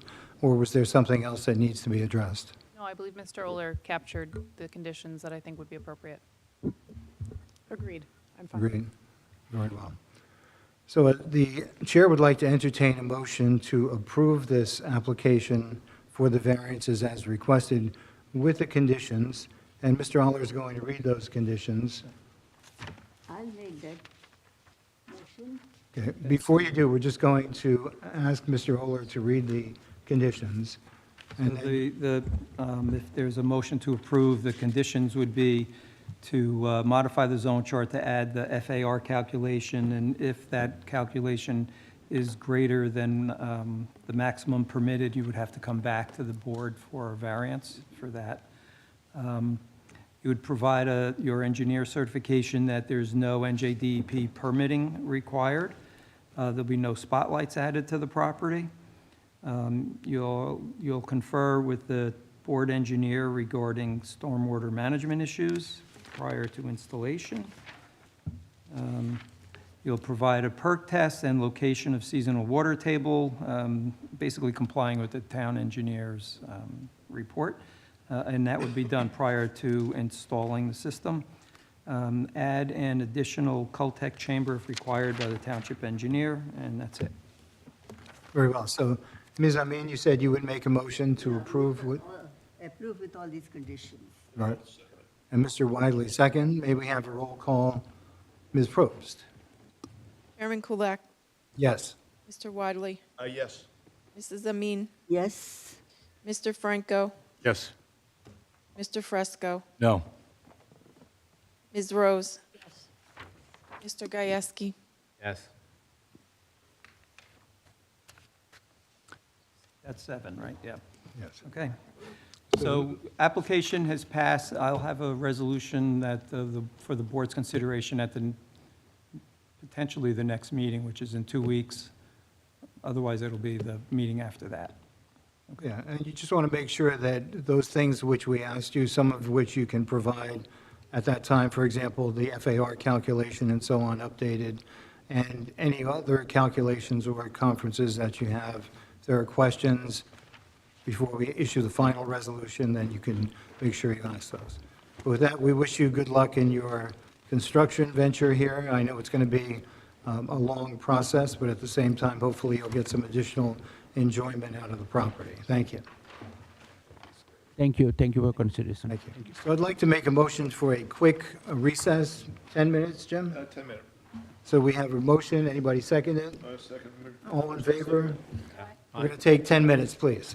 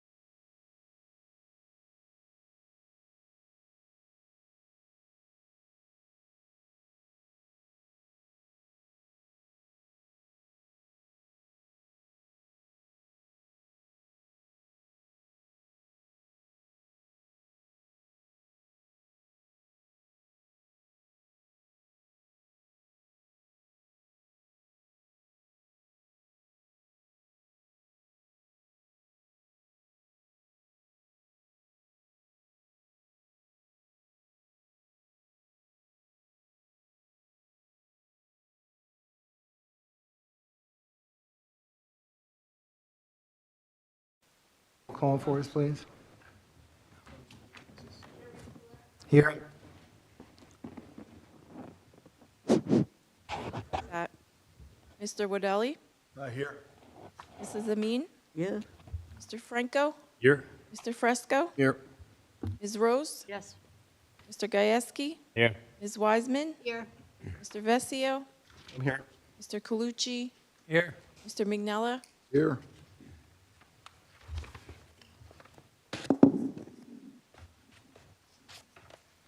So we'd like to take the opportunity to hear the application number 25011 Zoning Board. The applicant is Jeffrey and Kimberly Hinkle. This is a bifurcated use variance on 66 Findern Avenue, Block 254, Lot 18. Before we move forward, I will tell you that although we understand that bifurcated applications are acceptable and something that we will entertain, it does make it more challenging for the board to render a decision in that oftentimes we're seeking additional information that we don't have. And so with the understanding that any decision that were to be made is made in the context of that limited information that we're presented with, then we can move forward. And if in the event we require additional information, we'll ask for it. But if it stretches the bounds of what you would consider to be appropriate for your bifurcated application, you'll have to let us know. And then we'll make decisions accordingly as we move forward. Let me just tag on to that. I think Please. the board does have the right to ask for additional information in order to properly evaluate, especially things like the negative criteria in a case. So if the board's of the opinion as we move along here that you need some additional information, you're well within your rights to ask for it. Okay. And we've heard bifurcated D-variances before, and sometimes, we get a lot more information as it's developed, and maybe just short of a site plan, but we'll see how it goes. I mean, we're all going to make a good faith effort to work together and with that understanding as we've outlined it. So Ms. Jennings in here, but I'm going to let her introduce yourself, your case, and get things started for us if you would like. Thank you. Good evening. For the record, I'm Donna Jennings from the law firm of Walentz, Goldman, and Spitzer. On behalf of the applicant, as the board chairman correctly indicated, the applicant is seeking bifurcated use variance approval to permit a two-bedroom residential unit in the existing building located at 66 Findern Avenue and identified as Block 254, Lot 18 on the township's tax map. Should the board grant the use variance, the applicant will return for site plan approval as permitted by the municipal land use law. The applicant requires a D1 use variance because the C1 zone does not permit residential or mixed uses except along Route 28. The record will reflect that the applicant satisfies both the positive and the negative criteria. To satisfy the positive criteria, the applicant must show that the site is particularly suitable for the proposed use. The applicant is not required to demonstrate that the property is the best location or the only available location for the use, simply that it is particularly suitable. Here, the site is particularly suitable because the building was originally residential and no substantial renovations are required. The property is located nearby other mixed uses and residential uses. The existing commercial use is low intensity. The uses are safely and appropriately separated. The application also advances several purposes of the municipal land use law, which will be more particularly described by the professional planner, including it providing sufficient space and appropriate locations for a variety of uses, encouraging the efficient use of the land, and promoting a desirable visual environment. To satisfy the negative criteria, the applicant must demonstrate that the proposed use will not substantially harm the intent and purpose of the master plan and zoning ordinance and will not cause substantial harm to the public good. Also, the applicant must reconcile the grant of the use variance with the ordinance's omission of the use from the zone. Here, there is no substantial detriment or harm to the public good because the proposed use will have a de minimis impact on surrounding uses. There's no substantial impact stemming from noise, light, or odor. There are several pre-existing non-conforming conditions that will not be increased, including the maximum permitted floor area ratio, and so the applicant does not require such relief. There are additional pre-existing nonconformities regarding minimum lot width, minimum front yard setback, minimum side yard setback, minimum lot area, and minimum lot coverage that are also remaining the same. Regardless, any bulk variances are assumed under the grant of a D1 variance under the case Price v. Himeji. The applicant will rely on the testimony of two witnesses this evening. Jeff Hinkle, the applicant, is our fact witness, and then we have Andrew Janu as our professional planner. As a matter of record keeping, I did want to acknowledge that the applicant is in receipt of the following 8 reports. The board engineer planner report dated March 5th, 2026. The zoning officer memo, March 3rd, 2026. Environmental health official, March 2nd, 2026. Fire marshal, February 26, 2026. Traffic safety police, March 3rd, 2026. Sewer utility, March 5th, 2026. Code official, March 2nd, 2026. And the tax collector, March 4th, 2026. So with that, I'd like to have Mr. Hinkle sworn in, and we can begin the testimony. Mr. Henkel, would you please rise and raise your right hand, please? Do you solemnly swear that the testimony you will give to this board will be the truth, the whole truth, and nothing but the truth, so help you God? I do. And again, just your full name for the record, please. Jeffrey S. Hinkle. Thank you, Mr. Henkel. And if you could, Mr. Hinkle, can you confirm that you are the owner of the property? Yes, I am. You can the sit, owner- you don't have to stand. Thank you. Sure. I am the owner of the property And how long have you owned the property? since 2015, And when was the existing structure built? 1934. And was the structure used, do you know what the structure was used for over the years?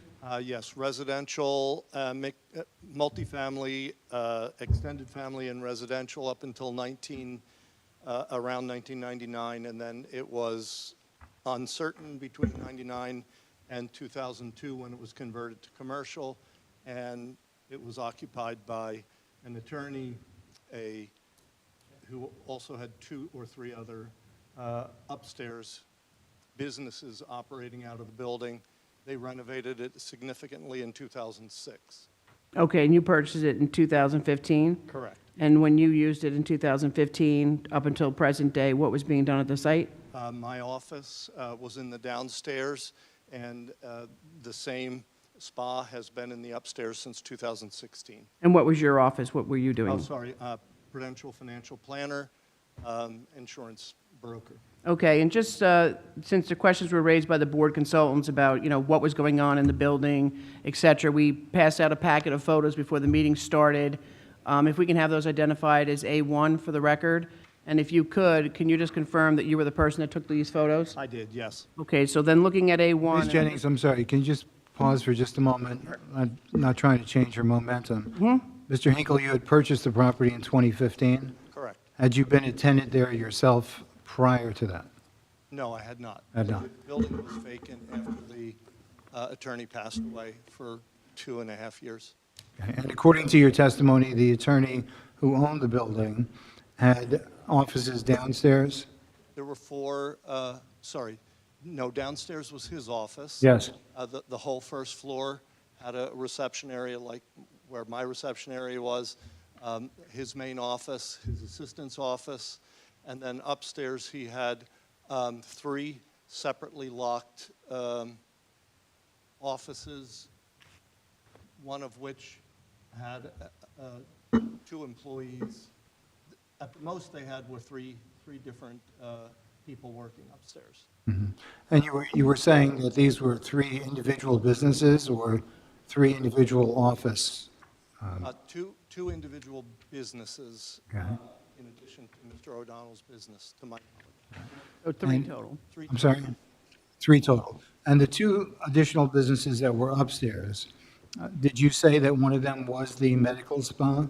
No. Did not, okay. I want to make sure I understood. It was a CPA, a I'm sorry. software company, and Right. actually a competing insurance agent. Oh, boy, okay, fair enough. I'll let you continue. Thank you for helping me understand. Did No you worries. ever come before this board for a variance before today? No, she has not come to this board for variance for this site before. Okay. Okay? And you're no longer occupying your office space downstairs? So I have actually sold my business and am working for the person that I sold the business to.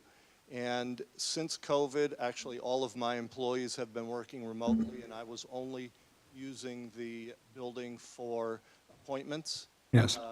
And actually had gone into the basement office myself to allow the upstairs tenant to share the kitchen. I see. I'm sorry, I will let you continue. Go ahead. No worries. I just wanted to look at the photographs because there were questions in the board's review letters about what was going on in the building. And I thought, you know, a picture's worth 1,000 words, and it would be easier for the board members to understand what's going on. So looking at Exhibit A1 on the first page. Yeah, I'm sorry, but just to further clarify on A1, A1 is the package of 13 photographs taken by you, and when were they taken? After we received the questions from... Probably Thursday or Friday. Okay. As you can see, there's still snow there. Okay. And they accurately represent what the property is today, right? Exactly. Okay, thank you. 13 photos, thank you. Right, and just, Pages. yeah. So looking at the first page, the top photo, I know it's written there, but could you just say for the record what we're looking at? So I was standing on the sidewalk on the southwest of the property, looking northeast for the top picture, and then just walked up and took it to the southeast. And that's essentially the front of the building? Front of the building from two different angles. Okay. Turning the page, That's the back. the top picture, can you just, Parking lot, looking east from the driveway, looking north from the driveway. okay, and the one on the north is the one at the bottom of the picture? Correct. Mhm. Is the fence in the picture, picture number 3, I'll call it, is that your fence, or is that fence? fence, Your fence. Thank you. Flipping to the third page, there are 2 photos on the top. Can you describe each one, starting with the one on the left? So standing in the kitchen, that's looking into the hallway from the first floor. The one in the upper left. In the upper right, it's looking into the main office, which used to be my office. From the hallway, this is the inside of that office is at the bottom of that page. And then looking through the door. Sorry, Excuse me? So these photos are essentially the area that you're looking to, was your office that we're looking to turn into the Residential. apartment, the residential 2-bedroom, correct? Okay. Going to page 4, we have one photo on this one. Can you describe it for the record? That is the view through the door from the one office to the other office. And this is still the main floor, the first floor? On the main floor. All right, turning to page 5, can you describe the 3 this- photos on this one, starting with the This top is- one? Yes, the finished area of the basement from the middle of the room looking towards the north, and then the unfinished area of the basement looking towards the north and towards the south. Is the finished area of the basement used for anything currently? Not currently. But this would be that part was of the my area that he would rent out to the Correct. individual? So it's to be included in the area that you would like to rent? Correct. That would include the upstairs photos that we just saw? Correct. This And would would all include be this, under one key. and Ms. Jennings, I don't know when you want to address this, but I'm sure the board would like to know if that's a legal living space, or does it need something done to it in order to make it legal? And I'm sure our professionals will have some. No, I believe it is legal living. There's an access door to get, there's 3 doors to the house we'll get to. So there's a Okay. way to get out of the basement through a door, so you have more than one way of access to the basement. So at the moment, you're saying it is a legal living space, and then we'll continue with the tour? Yes. But it doesn't have direct fire egress from the bedroom. It takes you to a hallway. That was going to be my question. How do you propose to get egress out of that bedroom? This would not be a bedroom, most likely, but I mean, It says existing office, proposed bedroom number 2.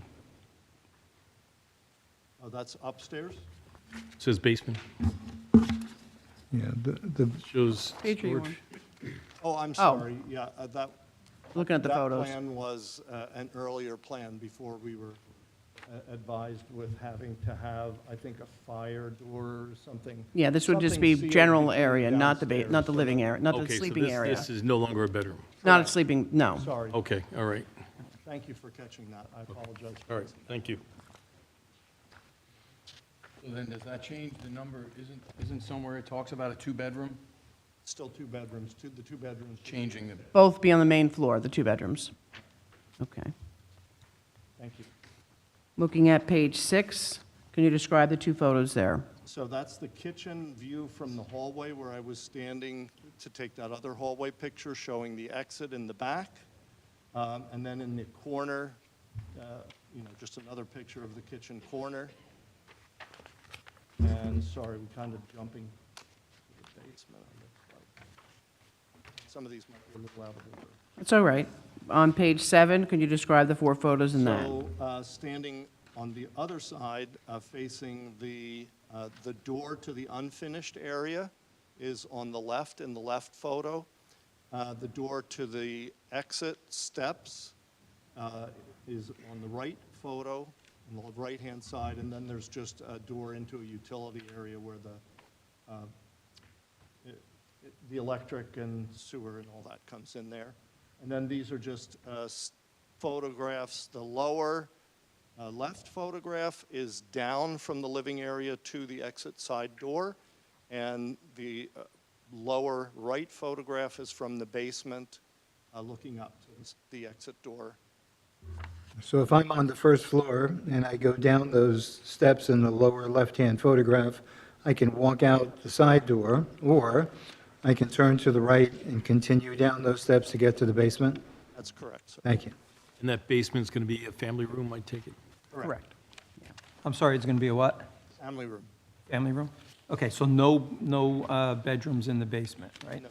Okay. All right, turning to page 8, can you describe that photo, please? That's just a picture facing the other direction from the one where you saw the fence and the north view. That's a view to the west of the barbershop across the street with the apartment on top of it, and the side door as well as the back door. I wanted to show both of those views.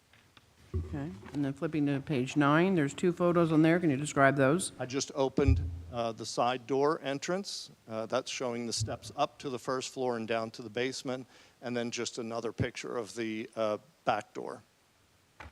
The main back door. The main back door, yes. And then flipping to the next page, number 10, those 2 photographs? These photographs, there was a question about the attic. These are the steps that go up from the second floor to the attic, which had a partially finished space and a storage area there that I took a picture of as well. And that's just to remain storage area? Correct. Okay, then flipping to page 11, there's 4 photos on here. Could you describe So this area? the full bath is in the upper left. There are, looks like I labeled them Is this incorrectly. the spa Therapy- area this that is we're the looking at spa now? area That's on the second area. floor? Yes. Okay. So it's, it should be therapy 1, therapy 2, and an office. I put 2 twos there, sorry about that. No worries. The office picture depicts what I'm presuming, if the 2 therapy rooms, those are treatment tables of some kind, then the office also depicts a treatment table, or is that? I asked about that. That's a spare table that they just stored in there. I'm sorry, it's a spare table that, Spare table that they've stored in there. The person sits in that desk. It's not a treatment room. okay. Okay, then looking at page 12, can you describe the 4 photos in this one? This is the front entrance from the front sidewalk, the main door, and then that's, on the upper left, and the upper right is the foyer inside. This bottom is the door closed to the upstairs, and the next one to the right at the bottom is the door open to the upstairs, which those other pictures were of. So when you were occupying your office, because I'm having a little trouble now, I walk in the front door, Correct. and then I see this view inside the front door, but I also see a door to the second floor and the stairs. How did I get into your office, or was I already in it when I walked? Front door, I'm standing in the hallway, looking through the door from the hallway into the foyer. So I'd be walking right into your office, so to speak, your business? You would, when I had it only for me, I had that door open, but it's closed and locked now, or people could come in from the back. Okay, and if they came in from the back, My office. yes, then they would simply do what we described earlier. Understood. Mr. Hinkle, just to clarify, up in the attic, my plans call that a bonus room, so that's not really going to be a bonus room. That entire floor is going to be storage. There's nothing, I mean, you cannot stand in that room. You Okay. cannot stand in the stairwell. I'm not even. Yeah, just to clarify, we should I don't take off know bonus how room and they just built it, frankly. clarify that the entire attic area is going to be storage. Storage for whom? The attic goes with the second floor unit. Second floor business? The second floor business? Correct. Thank you. And then on the last page, I'm not sure, that actually was to go with the first floor views. That's the hallway, that's where my receptionist used to sit, and then the bathroom. Is that bathroom a full bathroom? It looks like, It is not a full bathroom. We would need to put a walk-in shower in that. is there a washing machine or something that I'm There looking is at? at the moment a washing machine. Okay. So right now, there's just a toilet, sink, and a washing machine. Correct. And you would need to add a stand-up shower or something like that. They was proposed to have an enclosed shower. Does the second floor business currently rent the attic storage area? The attic is part of that, yeah, it's. Part of their rent? It's all open. Thank you. So I lost track of where the bathroom was on the second floor. That is off the hallway across from the office number. Oh, I see it. I couldn't tell where it is, and that is a full bath because I see well, I don't see the toilet, but I presume it's there. Correct. And I see some toilet paper, so it must be there. And stand-up shower and a sink and some sort of linen closet, maybe? Correct. Thank you. Actually, there's a full water heater in there as well. There's a water heater in there as well? Is that water heater in that closet that I'm seeing, or is it? It is. You know what kind of water heater? I hate to do this, but electric versus gas, because I'm concerned about, Whatever had been there. okay, outgassing and exhaust and things like that. Oh, I'm sorry, it is electric. There's no. It's electric. So we now have taken a tour of the property and via these pictures. Thank you for that. Ms. Jennings, how would you like to continue? Yeah, so I just, some of the other questions that were raised by the board's review letters was specifically wanted to know the hours and days of operation of the spa. That's you, you're up, you're my witness. And before we go into answering that question, it may help for us to understand the business itself, how long they've been a tenant, did they precede your ownership of the building, things like that. So if you can give us the history of that tenant in your building and the relationship that you have with them. Okay. There was not a tenant in the building. As I mentioned, it was vacant when I purchased it in 2015. I was looking for someone to share the upstairs space because I didn't need all that space, even with the 4 employees that I had. It was empty for probably at least a good 6 months before this tenant, the spa, came in 2016. And that's been the same person there. There was a change in ownership in the business in March. Of this year? Of last year. Last year. March of 2025. So a change of ownership, and they have the same certificate of incorporation or LLC, whatever they're operating? Well, no, it's a different name now. I believe it's called Leisure Spa. Okay, so, and previously it was called? Pleasant Garden Spa. Pleasant Garden Spa, and now it's called Leisure Spa. When it was Pleasant Gardens, because we were looking at various uses that were approved, and there was one for and Catherine Sarmat will correct me if I'm wrong, but medical spa, was that the actual term? The zoning permit, and I'm just referring to what was approved. I think Mr. Hinkle just referred to it. There was a zoning permit issued in March of 2025 for medical massage therapy, which the Leisure Spa LLC, I believe he just referenced also. Massage therapy. Medical massage therapy was the use that they was applied for under the zoning permit and was approved, it was issued. Right, and one of the approved uses was described the same way, or am I messing this up? The C1 zone, I guess, is what the zoning officer relied upon, and one Yes. of the uses that is prescribed by the C1 ordinance is a medical service. It's more of, I guess, an umbrella it was captured under, or the zoning officer made that determination last March to determine that medical massage therapy was captured under medical services. I believe. So under that application, I'm sorry, do you want to say? It's the same as what was approved in 2016 as well. So the same use was approved in 2016, and when the new owners made application, it was for the same use? Correct. Is the new owner related in any way to the old business, an employee?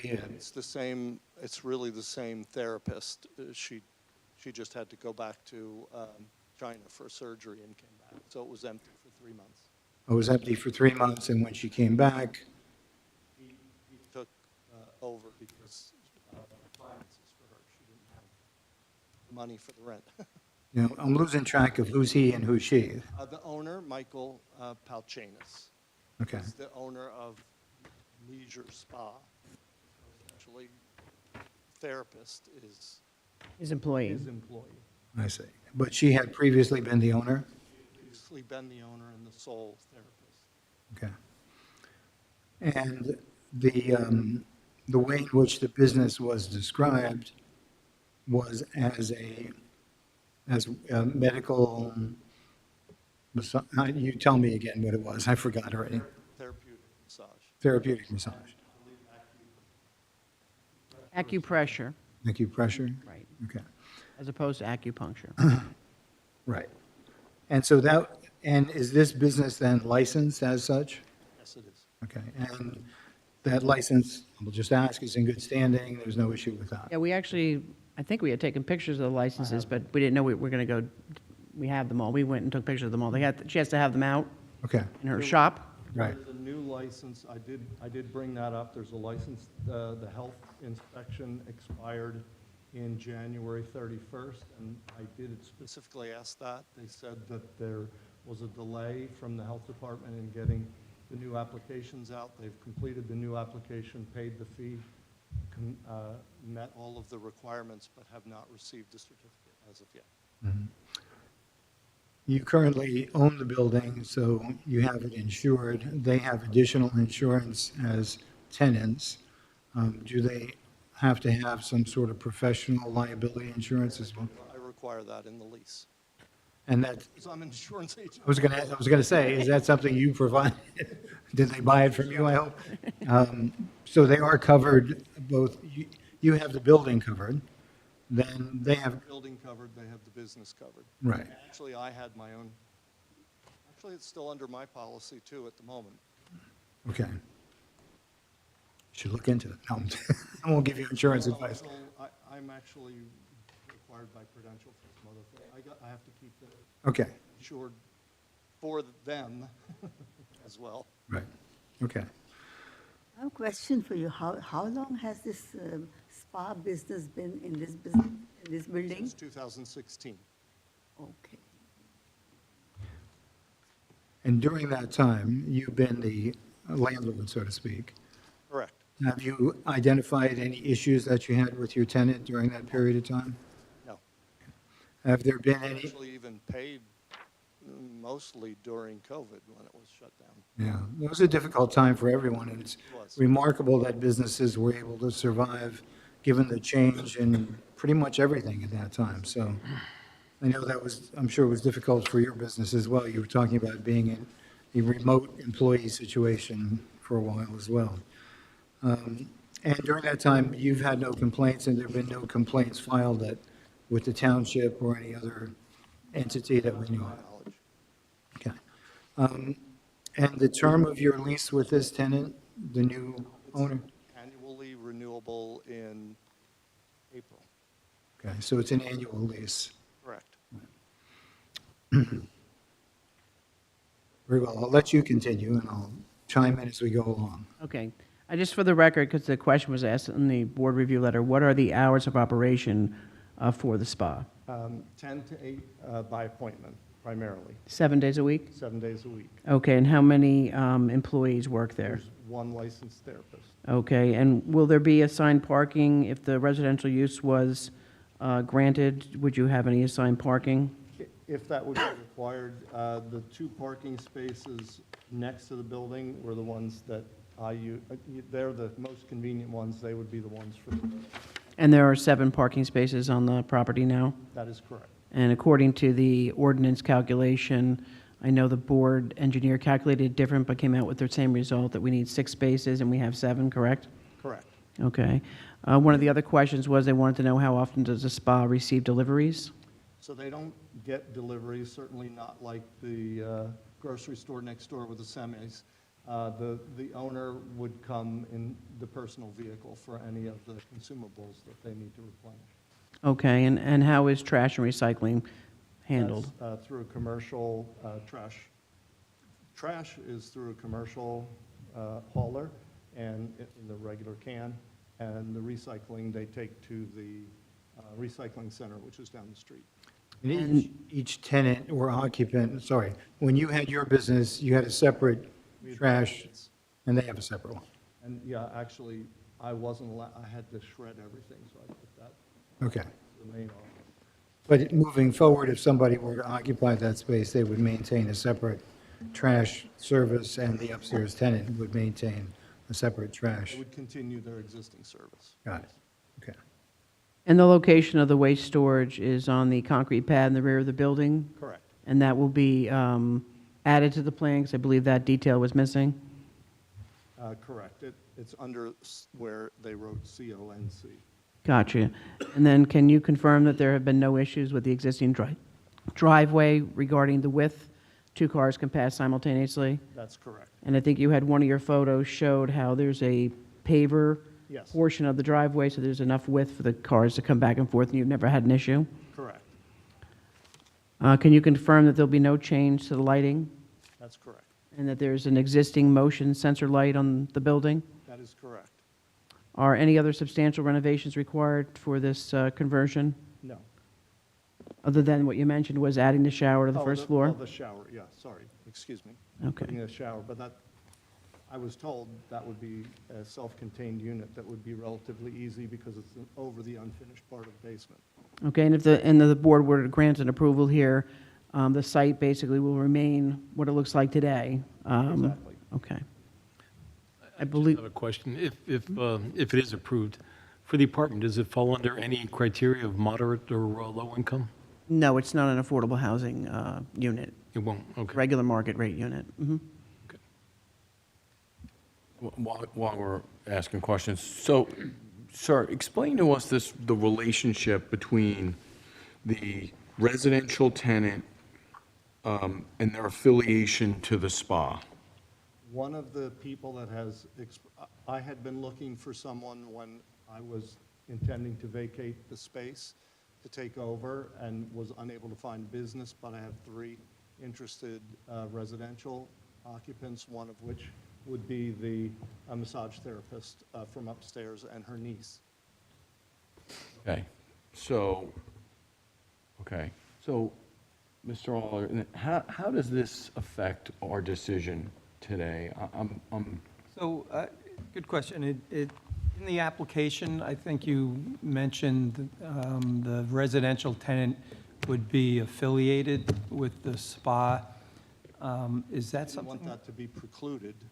Right, so I think, Well, not precluded, but is that a condition that you're offering? no, I don't think that would even be a lawful condition, because the board would grant an approval. You always, land use regulates the use, not the user. But I think the impetus of filing the application was because of the medical spa, so we probably should not have indicated they would be affiliated, because they may or may not be the person that's renting it. Most likely they will be, because they're there, they want the 2 bedrooms, it's convenient for them. If they're going to pay the rent, then I think that probably makes the most sense. But obviously, if they decided they wanted to move out, we wouldn't want to have a vacant apartment after we went through the approval process. Yeah, I was very unclear by what affiliated to the Yeah. spa and the tenant was really all about. Okay, so it's really not part of the application. Correct. For the two bedrooms, that you have, and the other space, what is the maximum number of occupants for this? There would be two occupants if it was. You're proposing, but what, Her niece. That's really a building code issue. So Asking about number of. how many people could actually live in the Number in the apartment, in a house? two-bedroom apartment? Yeah. So that varies. Obviously, a couple could be there. Children don't count as people until they're 2. You have to have 70 square feet per person in the house, so we would have to figure out what the square footage of, but you have to get a rental approval from the town, and that would indicate how many people are in the rental apartments. That's all regulated by a different entity, so that's taken care of. But as we move forward and looking to convert what was commercial space into residential space, and we have to evaluate a host of criteria that I'm sure we'll be addressing. But when we look at it and say the approvals run with the land, so to speak, run with the property, that two-bedroom apartment will be a standalone for someone. You may not even own it at that point, Mr. Hinkle.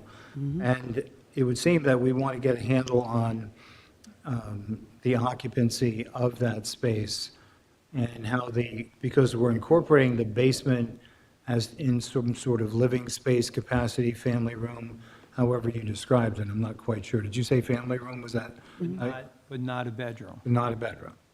Yeah. So we have a two-bedroom, one bath, when the shower's added, apartment with the living space in the basement, meant to be a living room, and then there's some utility space and so on that will have to be addressed through I'm sure, the building codes and made safe so that the living space is safe from those utilities. You have a furnace down there and things Yeah, like that. fire looked at it, they signed off on it. I'm sorry? I said your fire looked at it. We got reports from every department, everybody signed off. So there's no additional modification to the basement that needs to be done in order for that living room, family room space to be They used? just asked to have a weather stripping seal around the door. Okay. But moving forward, we're thinking then that we've got a two-bedroom apartment as we described, got the one bath and the living space downstairs, and we're trying to get a handle on how many people would live there. And we're thinking, obviously we have two bedrooms, but it could easily be 4 or 5, depending upon spouses and/or children, and not to the tenants that you're describing. We're looking toward the future as to someone else who might rent that space out. Yeah, but again, that's all regulated by the building code. Right, right. But we're also looking to see what we're creating by changing the use, and also in perhaps the intensity of use, not sure, and any additional parking requirements, things like that. There's also there's no place. It's regulated by how many bedrooms there are. Right. But we also have the business to consider, so. And yeah, but we meet your ordinance requirement. Right. We're over by 1. Combined? Combined, we're over by 1. Okay, gotcha. Thank you. So I'm looking at it and saying, well, gee, if a family moves in there, and they've got a couple of kids, it's a tough place to be in terms of play space and safety and things like that. I'm not sure how that factors in, or if at all, it's just an observation. Given you the situation that you described, which we can't think that it's going to continue moving forward over a long period of time, because we don't know, it made sense for you to describe it the way you did, but then we have to look at it a little differently. Okay, I'm done, sorry. I just wanted to get back to the basement, to me, yeah. So the basement you're saying, because I'm looking at your sketch that you gave us that showed bedroom number 2, so that's just going to be living room space, right? And there'll be no bathroom in the basement? There's not planned to be. When I had the office down there, I'd gotten a quote to put a bathroom in the unfinished space underneath with some kind of like a pump thing that I guess they could put it in, but it was not something that I wanted to Okay, so just to go back, sometimes when you're taking notes, I kind of miss a couple things. So on the first floor, where it said proposed family room, that's now bedroom number 2, right? Correct. So we're just essentially flipping out the family room and the bedroom between the basement and the first Correct. floor, right? Okay. Okay, thanks. Great. Let me just finish if I can.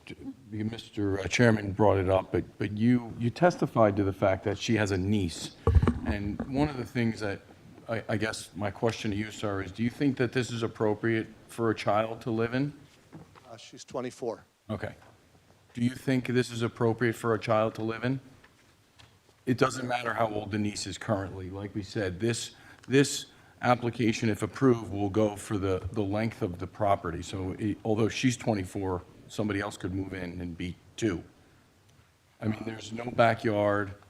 Well, It's a parking there lot. are a lot of kids that go back and forth on the sidewalk from, one of the pictures should show, maybe it's with the planner's photograph. It's a multi-family, I mean, there's a huge apartment complex across the street. Yep. There's a lot of kids in the area. Frankly, I don't know that I'd want my kids on my side of that street, but there's a, the Harry Alley complex and everything is in a very close walking distance. So, I mean, my kids, I live in Martinsville. My kids played football in the Harry Alley complex, and I never had a problem with them walking around there. Okay, so you think it's okay? Okay. I'll just get all mine out of the way then. So, Ms. Jennings said that it was a low-intensity use. You said it's appointment only, so I'm assuming then there's not a waiting room? No, Should well, we use- there are 2 rooms upstairs. They have one person, if they're waiting, in the one room, and one person in the other room. There's only one Because there's therapist. only one therapist. Right, one therapist, 2 clients potentially on site at any given time. So 2 clients, 2 cars, the license, and it is a license? Plus her car, right, and she is licensed, right? Correct. Right, okay. And then maybe if the owner comes, that's 4, and then maybe if there's a 24-year-old and then her mother, so that could be as many as 6 cars there. And there's 7 parking spaces. 7 parking spaces. Great. So you agree then it would be low intensity, because I think you said you were taking appointments there as well. I used to, yes. I'm no longer doing that. Did you ever fill the parking lot? Yes, I did. Well, when I had 4 employees there, most definitely. Right, We had to carpool. right. Well, you are still going to rent the business portion of this, right? Just to Sorry, her. Yeah, but that was for me. That was for you. I had 4 employees. Right, right. Okay, so, but we don't know, though, that she could hire somebody else there, though, right? I mean, we're saying that's the situation again. That's where we are today, one licensed therapist, but, okay. Okay, so that's all I have. Thank you. Since the licensed therapist part was brought up, do you know if you have to meet the definition of the business that was approved, have one licensed therapist, or do they all have to be licensed if they're going to be working there? Anyone that works there with patients would require to be licensed. She used to have a receptionist before COVID. Okay, gotcha. Thank you. I have a question for you. The working hours of the spa, from what time to what time do they operate? Between 10 in the morning and 8 in the evening, if there's appointments. They sometimes close earlier. She has on occasion opened earlier when there's an earlier appointment, at least from when I was there. So, how many people work during that time frame? Say that again? How many people work? I don't know how she does it, frankly. Oh, see, personally, I'm concerned about the parking space. Yeah, but we meet the parking requirement. We're over on parking. They do meet the parking You requirement. have enough parking? Yep.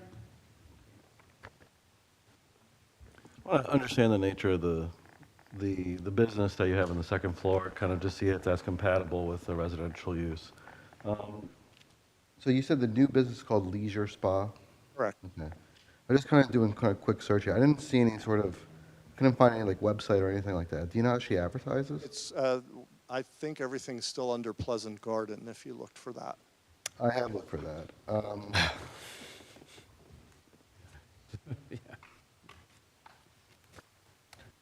Thank you.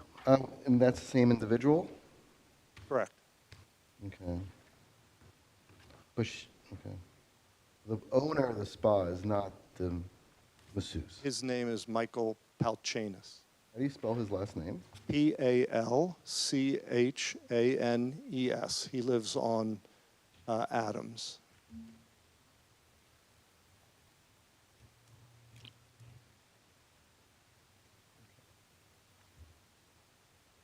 Thank you. Is that Adams in Martinsville? No, sorry, Adams, like 2 blocks over. 2 blocks over? Adamsville. Yes, Adamsville. Adamsville. I apologize. Okay, thank you. I just have a question. What is the need to make this change? To occupy the space, I haven't been able to get a business tenant underneath. So the reason why you're looking to do this is because you cannot locate a business tenant? And I had the question asked by a couple of people who are looking for residents. Okay.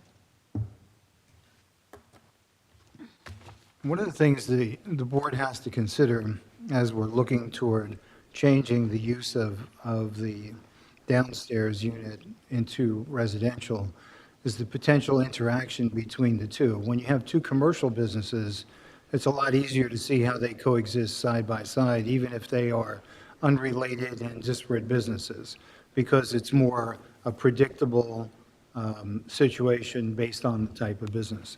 When you introduce a residential living into the equation and you have a commercial application upstairs, a residential downstairs, and you're going to be carrying that forward into the future, and presumably the residential tenant will be somebody other than the current operator or therapist that lives upstairs, I'm sorry, that works upstairs, then we have to say, does it make sense to have this interaction between the two units, one being residential, one being commercial?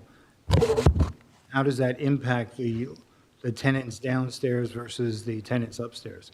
It's a really difficult equation that you're posing to us as we look toward moving the application forward. And I'm not certain, from a legal perspective, I don't think there's any prohibition from having residential and commercial together. It's not, because you actually permit it in the C1 zone. Right. Just not right here. So often, many towns have mixed-use zones where you have commercial Yeah. with residential, so it's a very common thing. And I appreciate your viewpoint, but because it's not specifically permitted, then we have to ask ourselves why.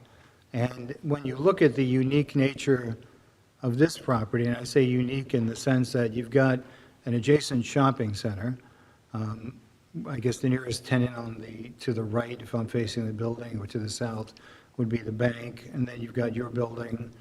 Then behind you, you've got the rear end of the shopping center. And then to the left, you have another professional office building. Is that occupied, by the way, do you know? Sorry, there's one tenant still in there, but the attorney moved out and FEMA moved out, so it's pretty much unoccupied. Okay, I'm just curious, but And there are 2 houses just, two houses adjacent to that. And mixed use right across the street. yeah, mixed Right, use, and then Yeah, I you was gonna run ask you into about that the mixed use. apartments, right? Both across the street and Yeah. Pleasant View Gardens, or whatever it's called, as you move forward.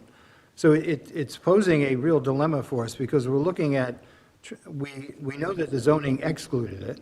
We know that there are comparative uses that are similar to that which you proposed, and we're trying to figure out the interrelationship between a commercial business and a residential business in what is a pretty tough area, residential unit, which is a pretty tough area to imagine people living in. Not to say people don't live there or wouldn't live there.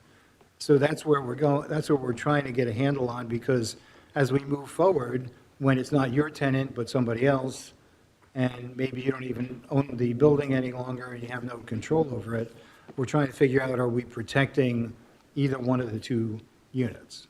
Not sure how we're going to do that, but we'll continue with your story and see where we go. I don't have any more direct questions for this Any way. board members have questions for Mr. Hinkle and Yeah, as I'm he just describes it? curious, so the mixed use across the street is kind of a similar situation. Correct. I think it's called number 5 on the sheet that was handed out to us. Correct.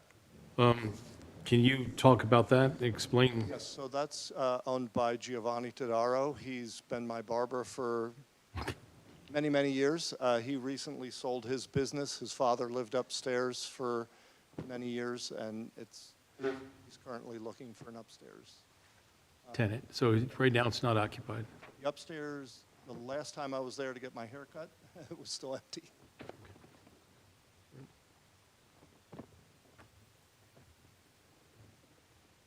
Other board members have questions for Mr. Hinkle and his testimony regarding how the business has functioned and what his knowledge of the operations are moving forward?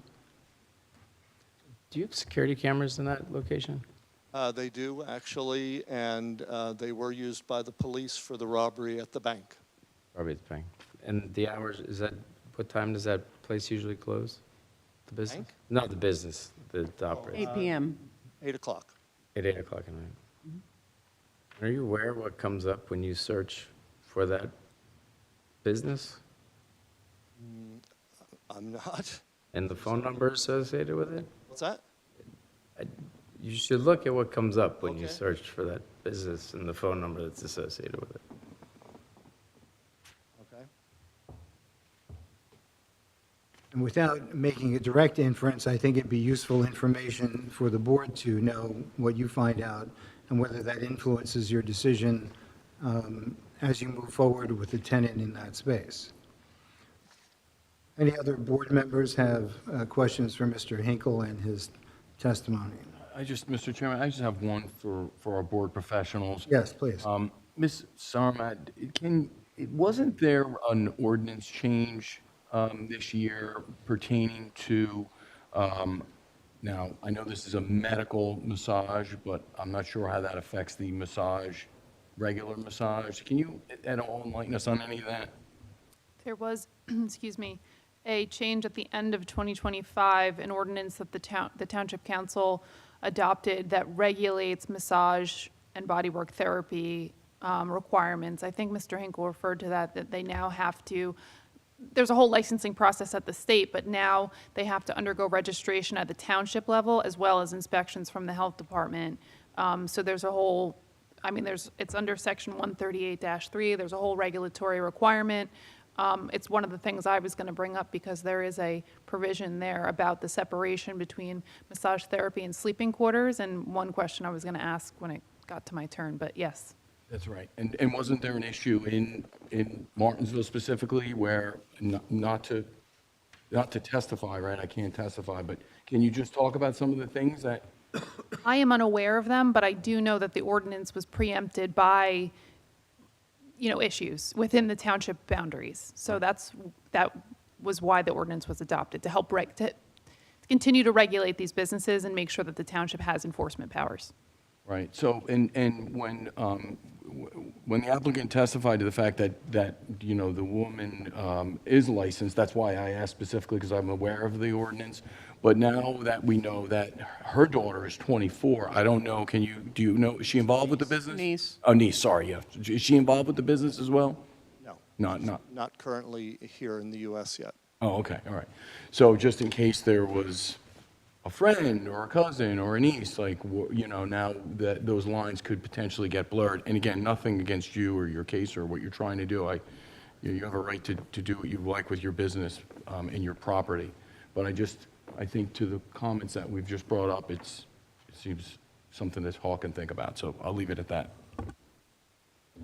So first, let me ask if there are any other board members who have questions for Mr. Hinkle.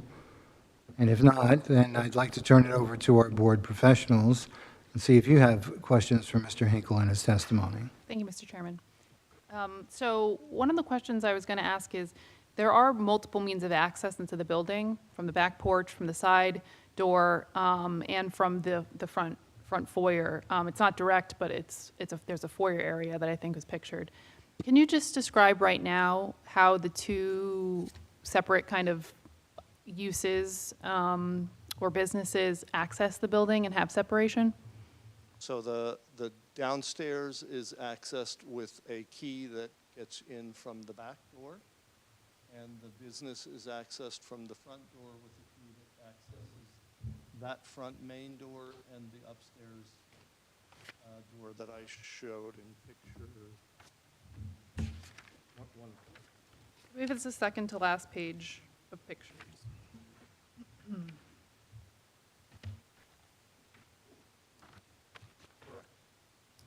So is there, within the foyer, another way to access the first floor? Is there a door? And is that locked? That is locked. Normally?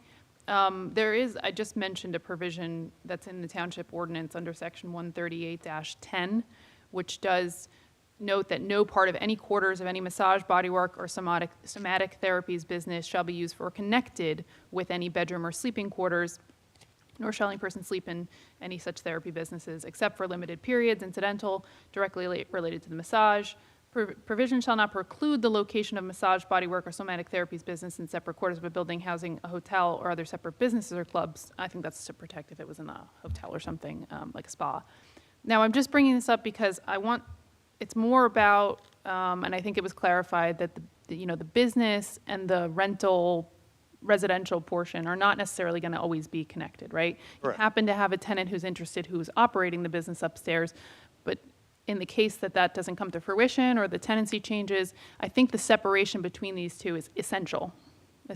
And if the second floor tenant becomes a different permitted use under the zoning, let's say it becomes a law office, I think, again, privacy and separation between there are essential.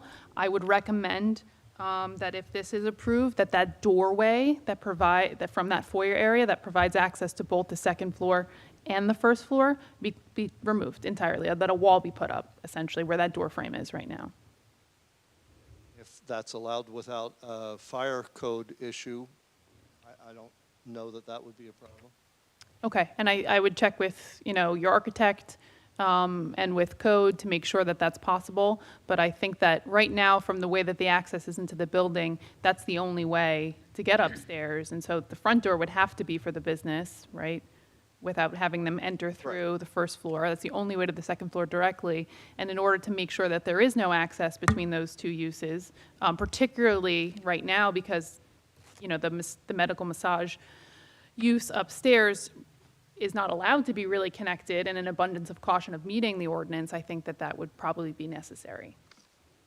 So that's one of my recommendations. Can I stay on that point for just a moment? I think there's a concern, obviously expressed by the Township Council when they pass this ordinance, that it's possible for a business to sort of bleed over into the residence, and where services are provided upstairs in the business, oh, why don't you come downstairs because I'm cooking supper or whatever, and I'll just give you your treatment down here. And then that gets into a more inappropriate situation that can't be controlled by the business. So when the Township Council looked at the current conditions in Bridgewater, where there are some massage therapy clinics where the therapists are actually living in the business portion of this, then they thought, well, how can we best create an ordinance that would provide some controls here? And because of the unique nature of the building that you're describing and the business and the interrelationship of the business with the potential tenant or potential tenants in the future, honestly, it's just perplexing, to be really honest. I'm not sure where we're going with this, but would like to continue the conversation. Ms. Armat, you have additional thoughts, questions? Just another point to bring up, just for clarification. As your question about mixed use, the ordinance that does permit mixed use within the C1 zone is very particular about where mixed use is permitted. It's only properties that have frontage on Route 28. And that was a zoning change that was also done just last December based upon a master plan, the comprehensive master plan and a master plan reexamination. So I just want to clarify that, that was a very recent change, and the governing body determined to very specifically allow that use conditionally in certain areas of the C1 zone. Right. This one was not included, so that, just to make that clear. Okay.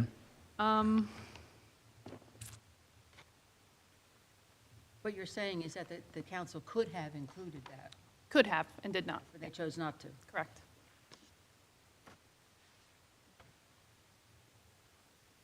I don't think I have any other questions for this witness. Okay. Any additional questions from Mr. Hinkle in his testimony? I just have one question. I'm trying to follow the floor plans and the photographs. So the shared stair, is that also the stair to get to the basement? So the stairwell to get to the second floor? No. So that's a completely separate stair? The stairwell from the first floor to the second floor is over top of the stairwell from the first floor to the basement. Okay, so you're, That's the side door. Correct. The basement door is that side door. okay, yeah, that's not shown on this, so It's not very, it's not It's- drawn correctly, I don't believe. yeah, architecturally, you don't show any doors. So is the base, I'm assuming that, I come out of the basement and the door's here. Correct. Okay. All right, and that's strictly divided off, so it's, I got you, okay. So that's,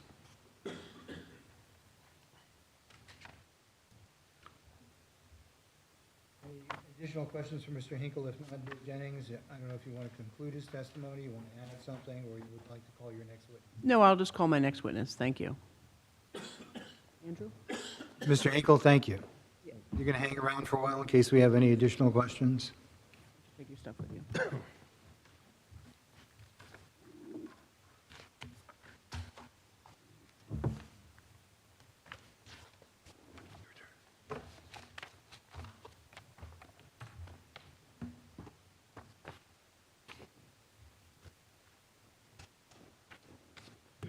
Hi, would you raise your right hand, please? Do you solemnly swear that the testimony you will give to this board will be the truth, the whole truth, and nothing but the truth, so help you God? And your full name, please? You're going to need the microphone, please. That's okay. It's Andrew Janu, Janiw, a principal with the firm of Beacon Planning and Consulting Services. Our address is 315 Highway 34, Colts Neck, New Jersey. And if you could, Mr. Janu, give the board the benefit of your background and qualifications. Certainly. I've been a principal in the firm of Beacon Planning for the last 28 years. I am a founder of that firm. Slowly. I'm sorry. I am a licensed professional planner in the state of New Jersey, as well as a member of the American Institute of Certified Planners. I have a bachelor's and master's degree in civil engineering from the New Jersey Institute of Technology. Currently serving as the planner for the Borough of Carteret, the Borough of Freehold, Township of Livingston, as well as redevelopment planner for South Amboy and Bayonne. In 2022, I was appointed to the State Board of Professional Planners by Governor Murphy, and I've testified throughout the state as a planner. Board accept his qualifications. Very well. We accept your qualifications and wonder what you do in your spare time.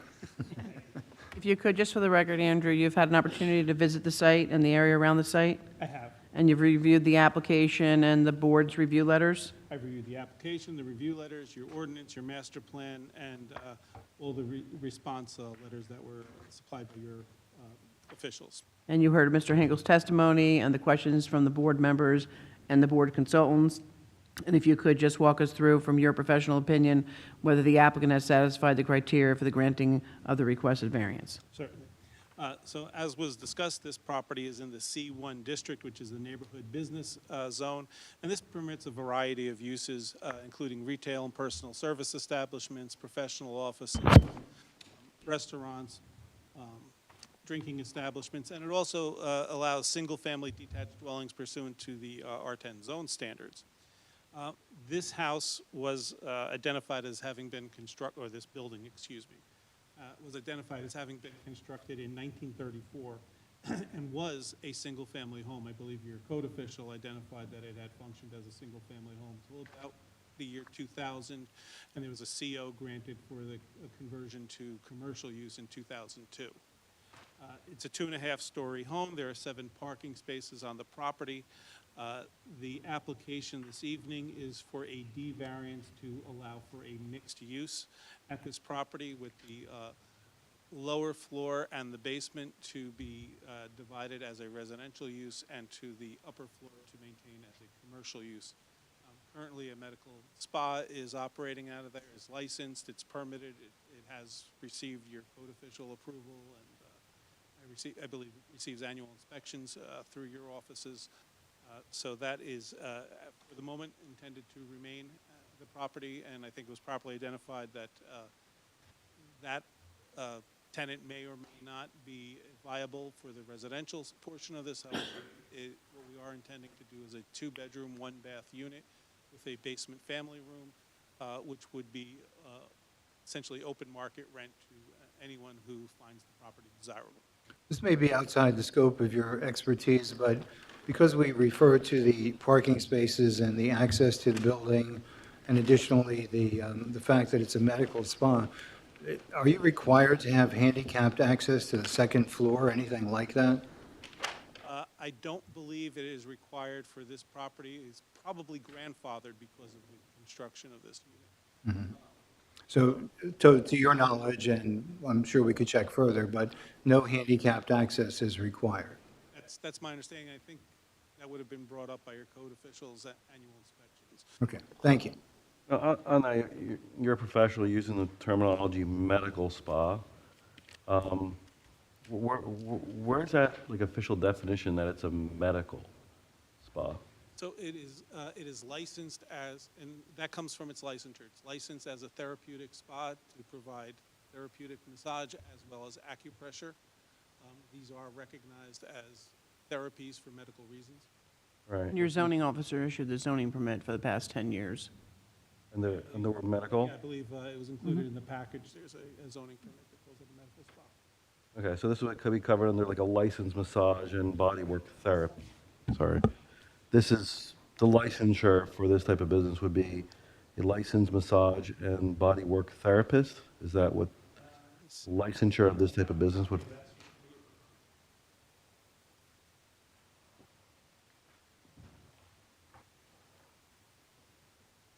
The zoning permit that was renewed in March of 2025 calls it massage therapy.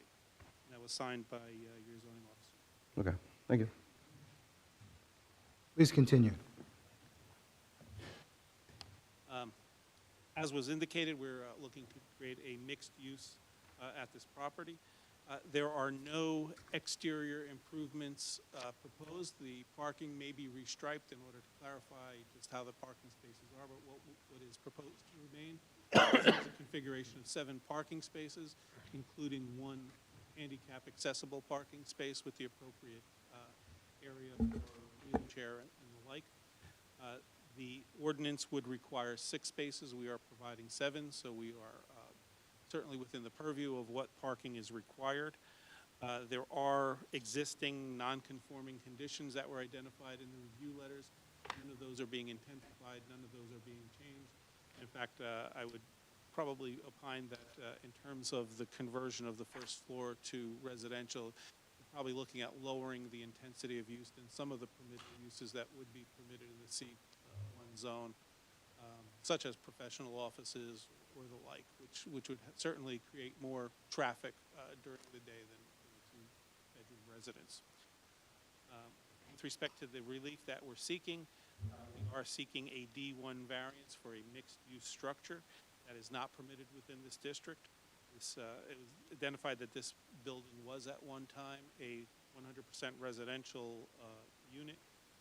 It was changed at the time. We are looking to convert that first space back into a residential unit. I have provided the board a map. Yeah, why don't we mark that as A2 for the record? I know you handed it out previously, but just A2, and just describe that for the record, please. Certainly. This is an aerial overlay of the immediate area at the intersection of Main and Finburn. The photo here is dated, it was obtained from Nearmap. It's dated October 4th, 2025. The subject property is identified as number 1 on this. The retail center with the supermarket and the bank is number 2. Number 3 is what was the former, I believe, law office and FEMA office. I believe there may be an accountant in there. Number 4 is the garden apartment complex directly across the street. Number 5 is the mixed-use building that had the barber shop and the apartment above. Number 6 is a single-family residence. Number 7 is a two-family residence. The corner property is actually county-owned property, and we have commercial properties along Main Street. So if we go through the photographs that are attached to that, they're keyed to that aerial. The first photograph is the front of the existing structure, and you can see it's very residential in nature. The second photograph is the back of the subject property, and you can see from this photograph the back door, which is an exclusive access to the first floor. The side door, which opens to the landing, which can go either to the first floor or to the basement. Turning back the front door on the front of the elevation, that opens into a foyer, and in that foyer there are two doors. One leading to what's now the reception area of the commercial space, what will be the living area, and there's a second door that leads to the stairs for the upstairs business.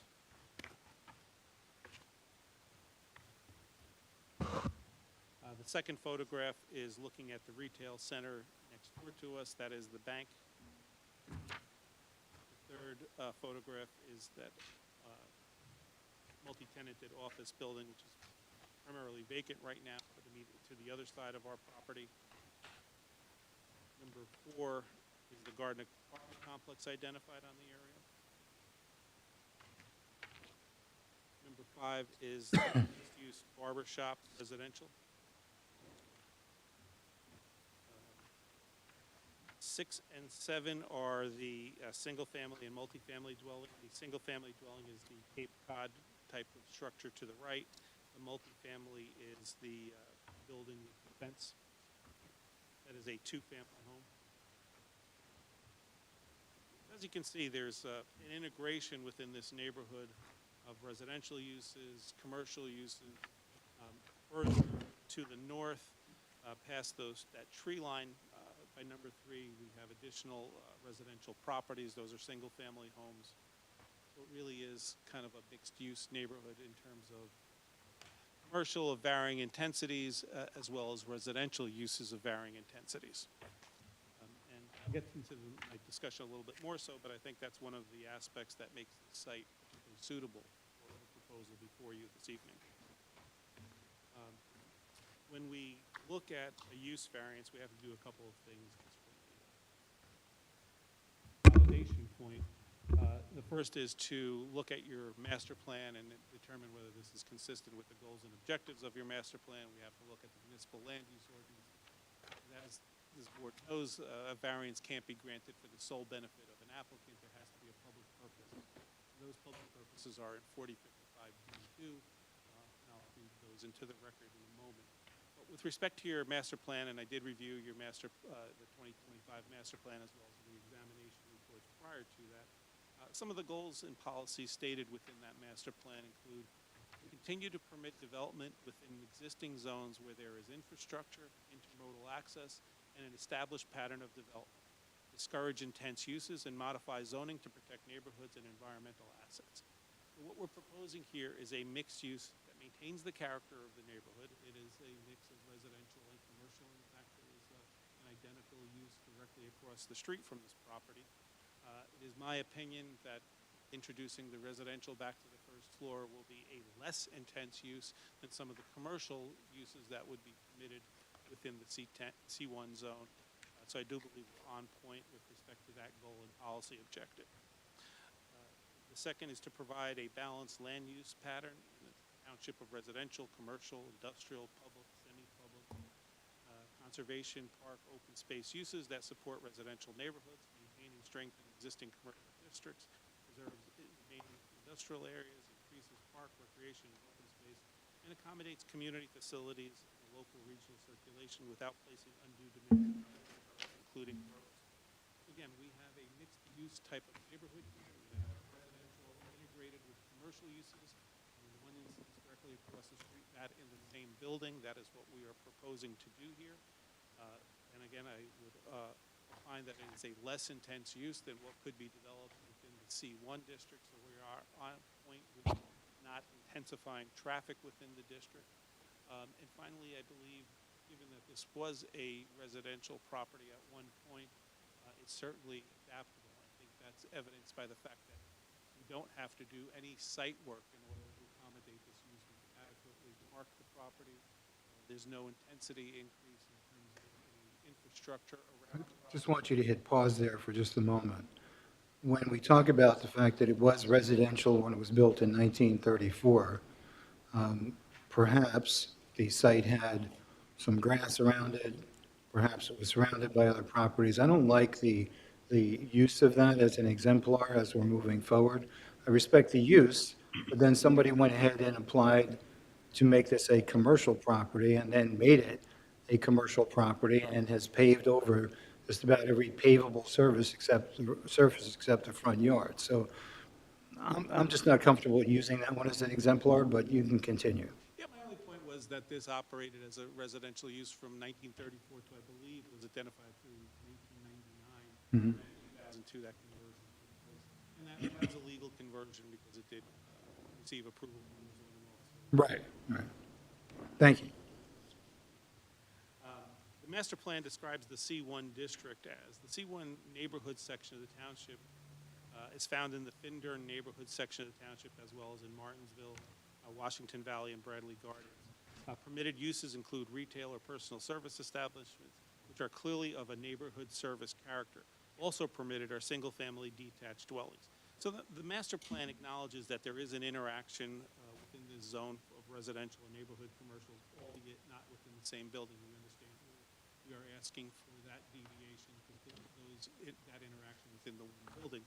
I'll get some more testimony in terms of why I think that's suitable for this site, but I think there is an acknowledgement that the neighborhood commercial district does allow residential as well as neighborhood commercial service establishments.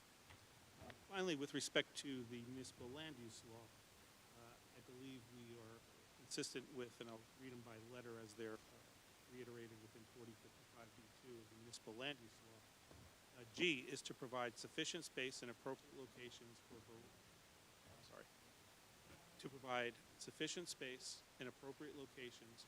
a variety of agricultural, residential, recreational, commercial, and industrial uses in open space, both public and private, according to the respective environmental requirements in order to meet the needs of New Jersey citizens. Again, the zoning district anticipates residential and commercial interaction. The application this evening is a unique configuration of these uses. We believe the structure, given the adaptability of the structure for this use, is particularly suited for that. I think we're on point. I is to promote a desirable visual environment through creative development techniques and good civic design and arrangement. And again, we are not altering the character of this building. It has been integrated within this neighborhood probably since 2002, for about 24 years. Visually, there will be no change. It will not be anything that says we change the use. The parking, the traffic will probably be less intense than for commercial use. It won't include any additional stress with respect to noise or trash. Lighting will remain, again, the outside of this building will remain as it is today. The only operational difference will be on the internal of this structure. And finally, to encourage the coordination of various public and private procedures and activities shaping land development with the view of lessening the cost of such development into the more efficient use of land. As you heard Mr. Hinkle testify that he's had difficulty trying to find commercial offices, particularly small offices. And I can attest that we work in communities such as Freehold and Carteret and Malone. Small businesses and small offices have become at-home and remote workers. It is very difficult to fill that type of space. What we potentially have in this neighborhood are things like barbershops, salons. Those are fairly intense uses, have high turnover of traffic. So when we look at the purpose of this point of the coordination of various public and private procedures shaping land use, what we have here is a structure that's completely suitable to conversion. The first floor has a kitchen. It has a bathroom that only needs a shower attached to it. It has 2 bedrooms associated with it. And as this board also knows, there is a need for housing, albeit it may not be restricted as affordable housing, but this type of housing doesn't command very high rents. It's not, you know, not going to be a $5,000. There's certainly a market for these type of units, and I think the conversion to this is fairly simple and provides you know, filling a void in the market without too much stress upon the neighborhood. So I think we are certainly on point with that as well. Do you know if the proposed bedrooms have closets in them or not? Or if they would have to be constructed or some form of closet? And it's been a long time since I had to rent a place, but usually they Yeah, whistling through the microphone for some yeah, reason. the applicant's indicating that there are no closets right now. They would have to be built. Okay. However, there's got to be something there. We have a Realtor present who might want to opine as to whether they have to have closets. It is true that to be considered a bedroom, it needs to have a closet. Yeah, we know that, yeah. Okay, thank you. And that brings us to the variance proofs for the D1 relief. What we are seeking is a D1 relief, therefore we have to meet what's known as the Medici criteria. The Medici criteria is essentially a demonstration that there are unique circumstances or that the site is particularly suited for proposed use, and that dates to Judge Skillman's opinion in Saddlebrook Board of Adjustment, which read, our case law recognizes 3 categories of circumstances in which special reasons are required for a use variance. One is where a proposed use inherently serves the public good, such as a school, hospital, or public housing facility. We're not seeking relief under that. 2 is where a property owner would suffer undue hardship if compelled to use the property in conformity with the permitted uses in the zone. We're not seeking relief under that. However, 3 is where the use would serve the general welfare because the proposed site is particularly suited for the proposed use. In this instance, the site is particularly suited. I'll get into a little bit more, but I think I've kind of given you a flavor of why I believe that.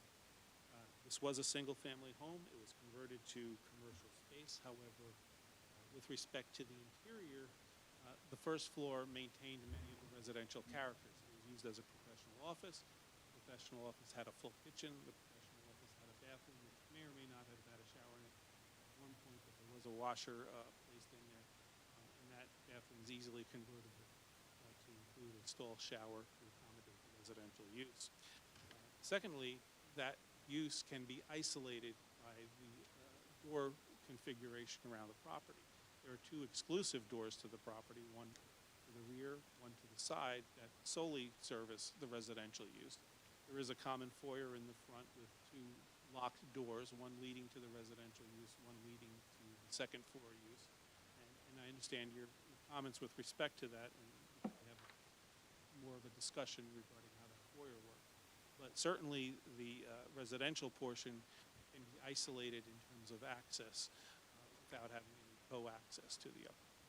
So with respect to the configuration of the property as it exists today, there's sufficient parking, there's sufficient driveway width, there is trash storage to the outside which could accommodate both uses to the property. We're not proposing any new lighting, we're not proposing any other, call it additional impervious coverage. For all intents and purposes, the building from the outside would remain as it is today. And that's why we're seeking, quite frankly, the bifurcated use variance, because from a site plan perspective, really not changing anything with respect to the site. Okay. So the proposed application maintains the character of the structure. It's consistent with what I've showed you in these photographs. If you look at the residential character of the properties immediately across the street, the barber shop looks like a home. It operates with a barber shop on the first floor and an apartment above. There's a single family and two family, again, directly across the street. There's a multifamily garden apartment complex there. There are additional single family homes immediately to the north. It's the mixed use, the office building. So with respect to the property, the neighborhood context, none of that changes. There's already an integration of residential and commercial uses within this neighborhood, including a mixed use, substantially similar to what we're proposing.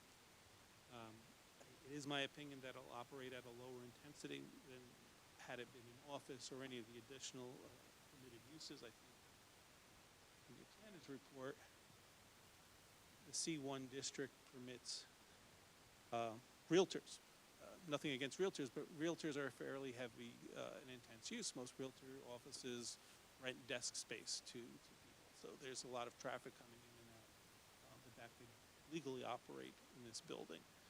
Personal services, salons, sales, soda, tailors, dressmakers, tailors. Yeah, I would suggest that as we read through the list, we can anticipate that some of them are going to be more intense, less intense. I think your point is well made. So with respect to substantial detriment, we don't see any. This is, we can isolate the uses within the building. We can accommodate a 2-bedroom, 1-bath apartment. We're not creating any additional traffic. We're not creating any additional noise or trash. And in fact, I think would be less intense than some of the proposed uses we just discussed. And with respect to that, it does fit into this specific neighborhood. This neighborhood character is unique. When we look at the Medici reconciliation, meaning why was this neighborhood omitted, I understand the mixed use was permitted along Route 28 and is listed as a conditionally permitted use. That use within that district allows for 3 stories with a 15% affordable set aside. I'm sure it was probably introduced in order to meet your affordable housing criteria in a mixed use type of scenario. However, here we have a neighborhood that's fairly isolated, fairly specific in terms of the type of uses, and it's something that's organically developed. This isn't new construction. When you look at these buildings are dated. They probably date, the homes probably date from the 30s and 40s. The commercial buildings look to date from the 50s and 60s, but they've been there for a while. So when you do zoning and districting, one size doesn't fit all, and that's why we have the ability to seek for variance relief and talk about particular suitability. So we have to look at neighborhood character. We have to look at what's permitted here. And even though this specific area was omitted, we have to acknowledge that residential and commercial uses interact in this neighborhood, will continue to interact whether we grant approval for this application or not. And we believe we are consistent with the character of the neighborhood. So when we look at balancing the particular suitability with the negative criteria as well as why this was potentially omitted, I think this is a good use. It'll maintain a property in active use. It won't create additional vacancies in this neighborhood. I mean, you can attest just by next door where you had FEMA move out and professional offices move out, and they're having difficulty renting space. It's a challenge. And as I indicated, it does present a unique opportunity to create some housing that's not going to be exorbitantly priced, interact with a neighborhood that has residential character. And quite frankly, the tendency for this residential use will be something that's accepting of the limitations or the type of structure this is. I don't think you'll see someone here with 6 kids moving in. This doesn't accommodate it very fit right. However, a couple of singles or something like that, they may find this a very acceptable and affordable alternative for housing. I think it's good use. I think it can be done without detriment. I would ask this board to consider this. Thank you. Andrew? Any of our board members have questions specific to the testimony from our planner? How about our board professionals?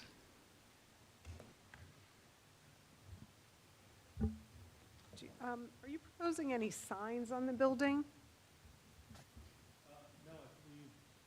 Nothing other than what was there already. And once it's allowed by Prudential, I'll be removing them. So you'll be removing the Prudential signs, and there's a spa sign that's already on there that'll remain?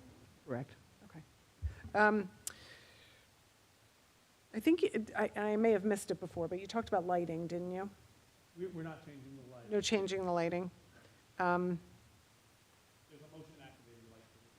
Okay. And not a spotlight that's on, not a spotlight on the adjacent property at all, right? No.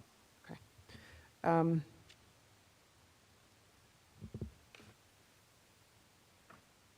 think that's all I had. While you're talking about signs, the Prudential signs will be removed. The spa sign that looks like it's hanging out of the window can't possibly meet any possible codes or approvals, am I wrong? It just looks like it's a blanket, I don't know. Or it's got to be, something has to be changed, I would think. Well, we don't know of any notices of violation, so we could check into that, but I don't know. Yeah. I mean, it just, to me, it makes like the Prudential sign I get, I'm not even sure if that was,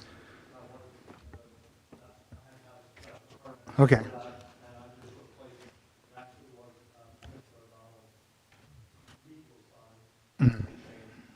Okay, and to me, it was appropriate for the use, and it looked like it was professionally done. The spa sign that I saw hanging out of the window in one of these pictures just doesn't appear to be a real sign, maybe it is. And then there was it's not neon, it's some kind of light-up, open sign in the window, and I don't know that that should remain also.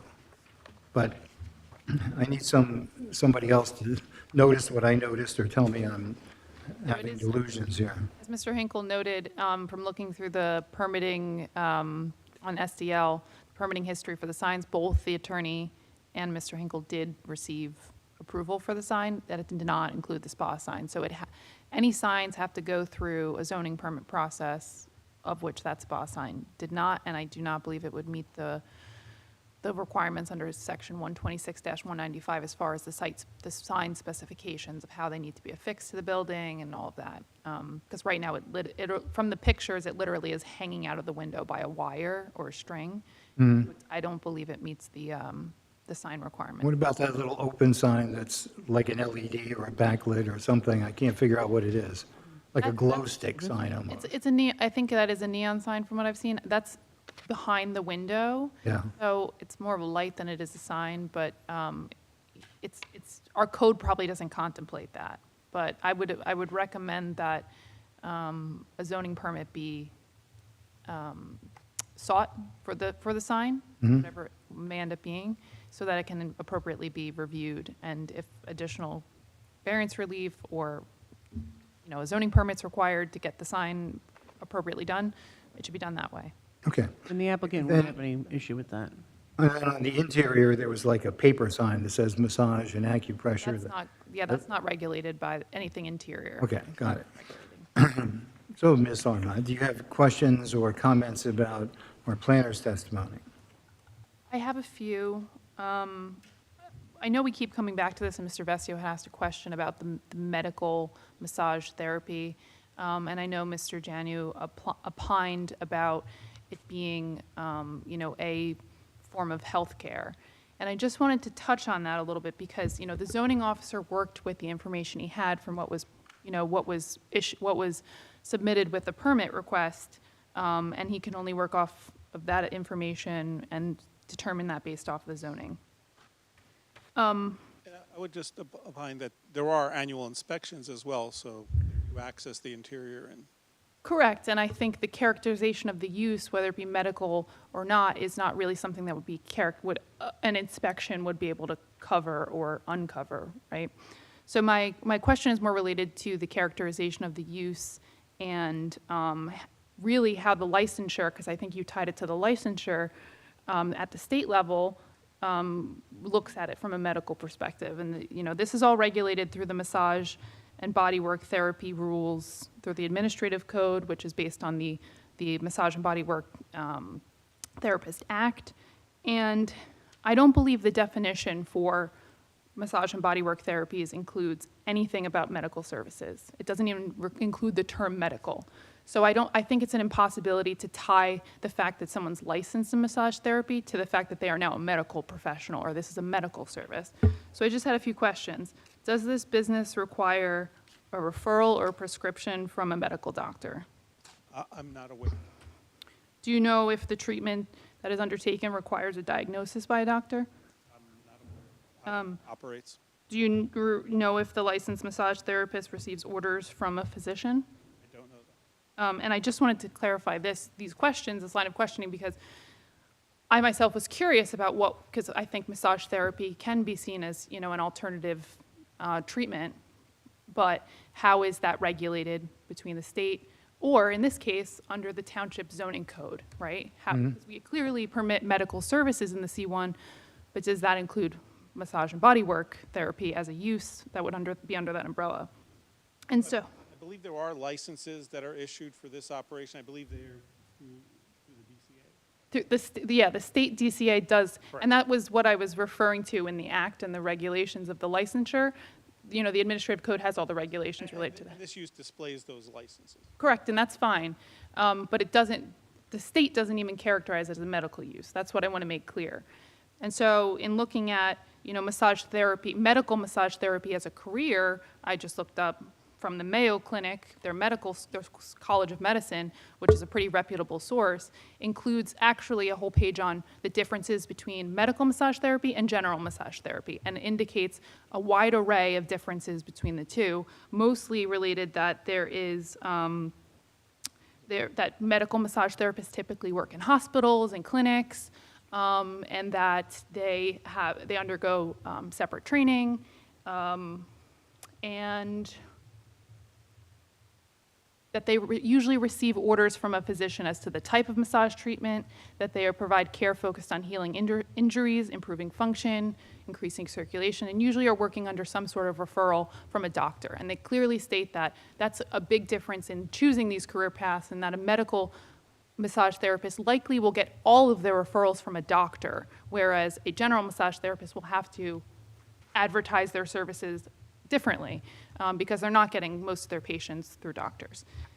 So I just wanted to clarify that because I think it's a part of this conversation, right? Because it has been permitted through a zoning permit, but as this board looks through this, I don't necessarily think that I would characterize it as a medical service from the testimony I've heard. And relying upon just the state licensure, again, the state licensing acts and rules don't include a single use of the term medical. So nothing about being licensed at the state level as a massage bodywork therapist requires you to have any medical training, any interaction with doctors, and I just wanted to clarify that. So I'd like to offer that the zoning permit for this tenant is leisure spa massage therapy. And it's been characterized, I believe, through this application that it was a medical service. However, I would also opine that the permitted uses within the C1 zone are personal care services, such as cosmetic treatments, barbers, hair salons, and nail salons. And when we look at what the old SIC codes were, and I've done a few applications for them, something like a hand and stone spa, which does not provide medical massage, but is a massage spa. They would qualify under the personal care services. So either way, the use that's on the second floor, given its license as a massage therapist and the zoning provisions for massage therapist, would be permitted within the C1 district. I do disagree. And the zoning permit does include a medical massage therapy. I just want to clarify, it says medical massage therapy on the zoning permit that I have from the zoning officer, dated March 12, 2025.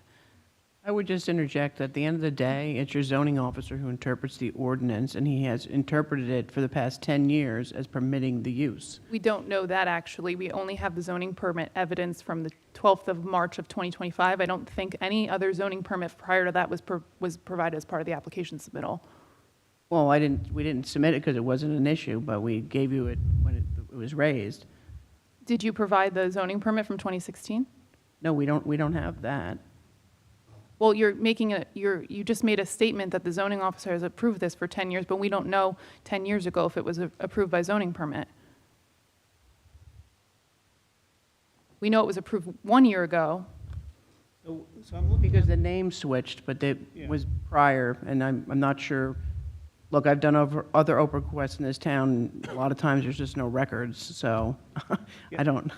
So I'm looking at the March 12, 2025, and the additional comments section just says leisure spa massage therapy, and it's checked permitted by ordinance. I don't see the term medical massage anywhere on that zoning permit. Well, mine says medical massage therapy under additional comments. So I'll clarify that with the zoning officer. But I disagreed with your interpretation of personal care services only because the township ordinance does have other allowances for day spas, health and wellness uses, other zones that permit those specifically and directly and explicitly, whereas this zone does not include those under personal care services. So there's a separate definition and other zones that explicitly permit day spas and health and wellness uses that, are not captured here. What's the date of your zoning permit? Because the word medical services is not on this zoning permit I'm looking at. March 12th, 2025, Yeah. permit number ZP 25-115. So where's the word medical? Under additional comments, it says medical massage therapy. Under the word leisure spa, it says that on my permit. Ours just says massage therapy. There's no word medical. As I said, I'm going to check with the zoning officer if this was amended in any way, if anything was changed about it, because mine says medical. Can you show us a copy? I'd like to show the board our copy. Yeah. I think that's interesting. But at the same time, we have to pause because of our time limitations, so we're kind of stuck here. So after we exchange this information, Oh, if we take a vote.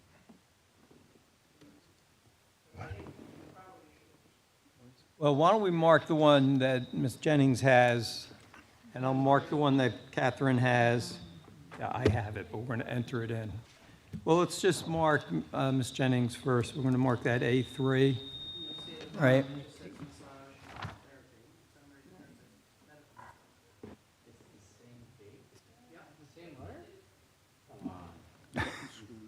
So, no, A3, signed by the same zoning officer, is dated March 12th, 2025. And the zoning permit that I received from Ms. Sarmad,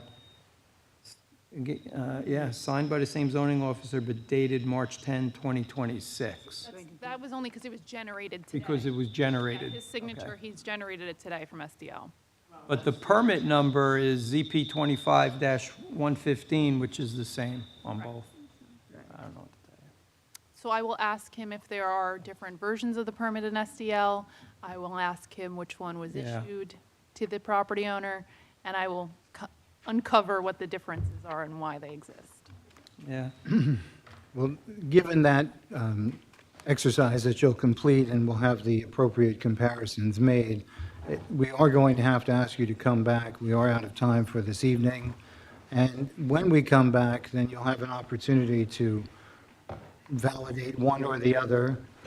It may be appropriate then to have, I don't know if you want to have further testimony from your planner or if you just want to move then to a decision after some additional professional comments. So I'm not sure when we can schedule it, but I think I know we're going to have to carry it. Let's do that. Can we find out when it'll be carried till? Yeah, and while we're looking for a date, I just want to say, I'm going to mark the zoning permit from our planner as B, as in board, B1, right? And I just want to note on the top right of both of them, they have the same date of March 12th, 2025. Bottom left, A3 says massage therapy. Bottom left, board exhibit 1, B1 says medical massage therapy. No, just what it says. So with that, Nancy, I don't know if you want to take a look at your calendar and call them after the meeting, or if it's something you can do now, you tell me. No, let's do it Could you now. do it now so it's announced without further public notice? Okay. Our next open zoning board meeting date is June 9th, No, I'm on vacation, June 9th. June 23rd.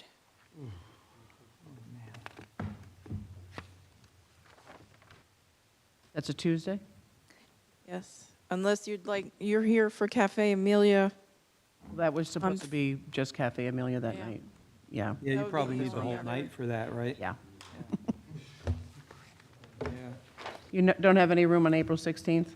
I'm back that day. No meeting on the Or 16th. the 14th? No, you're here, but we also scheduled another application Okay. after you. So June 23rd, Yes, thank you. and can we get an extension through the end of June? I'll send you a form tomorrow. Yes, that's fine. Thank you. All right, so for purposes of the public, this meeting is being adjourned now, and will continue on June 23rd, 2026, in this room at 7 PM, and there will be no further notices from the applicant. Thank you. Yeah, before you leave, I think it would be helpful maybe on both ends here, we do a little look into personal care services, if there's some other, I don't think there's anything in the ordinance that defines it, but it'd be helpful if you could find some other sources. Yeah. Yeah. Yeah, I heard you say SEC code, so why don't we look at that? That would be a good source, all right? Okay. Very well. Thank you. Thank you, everyone. This meeting is adjourned.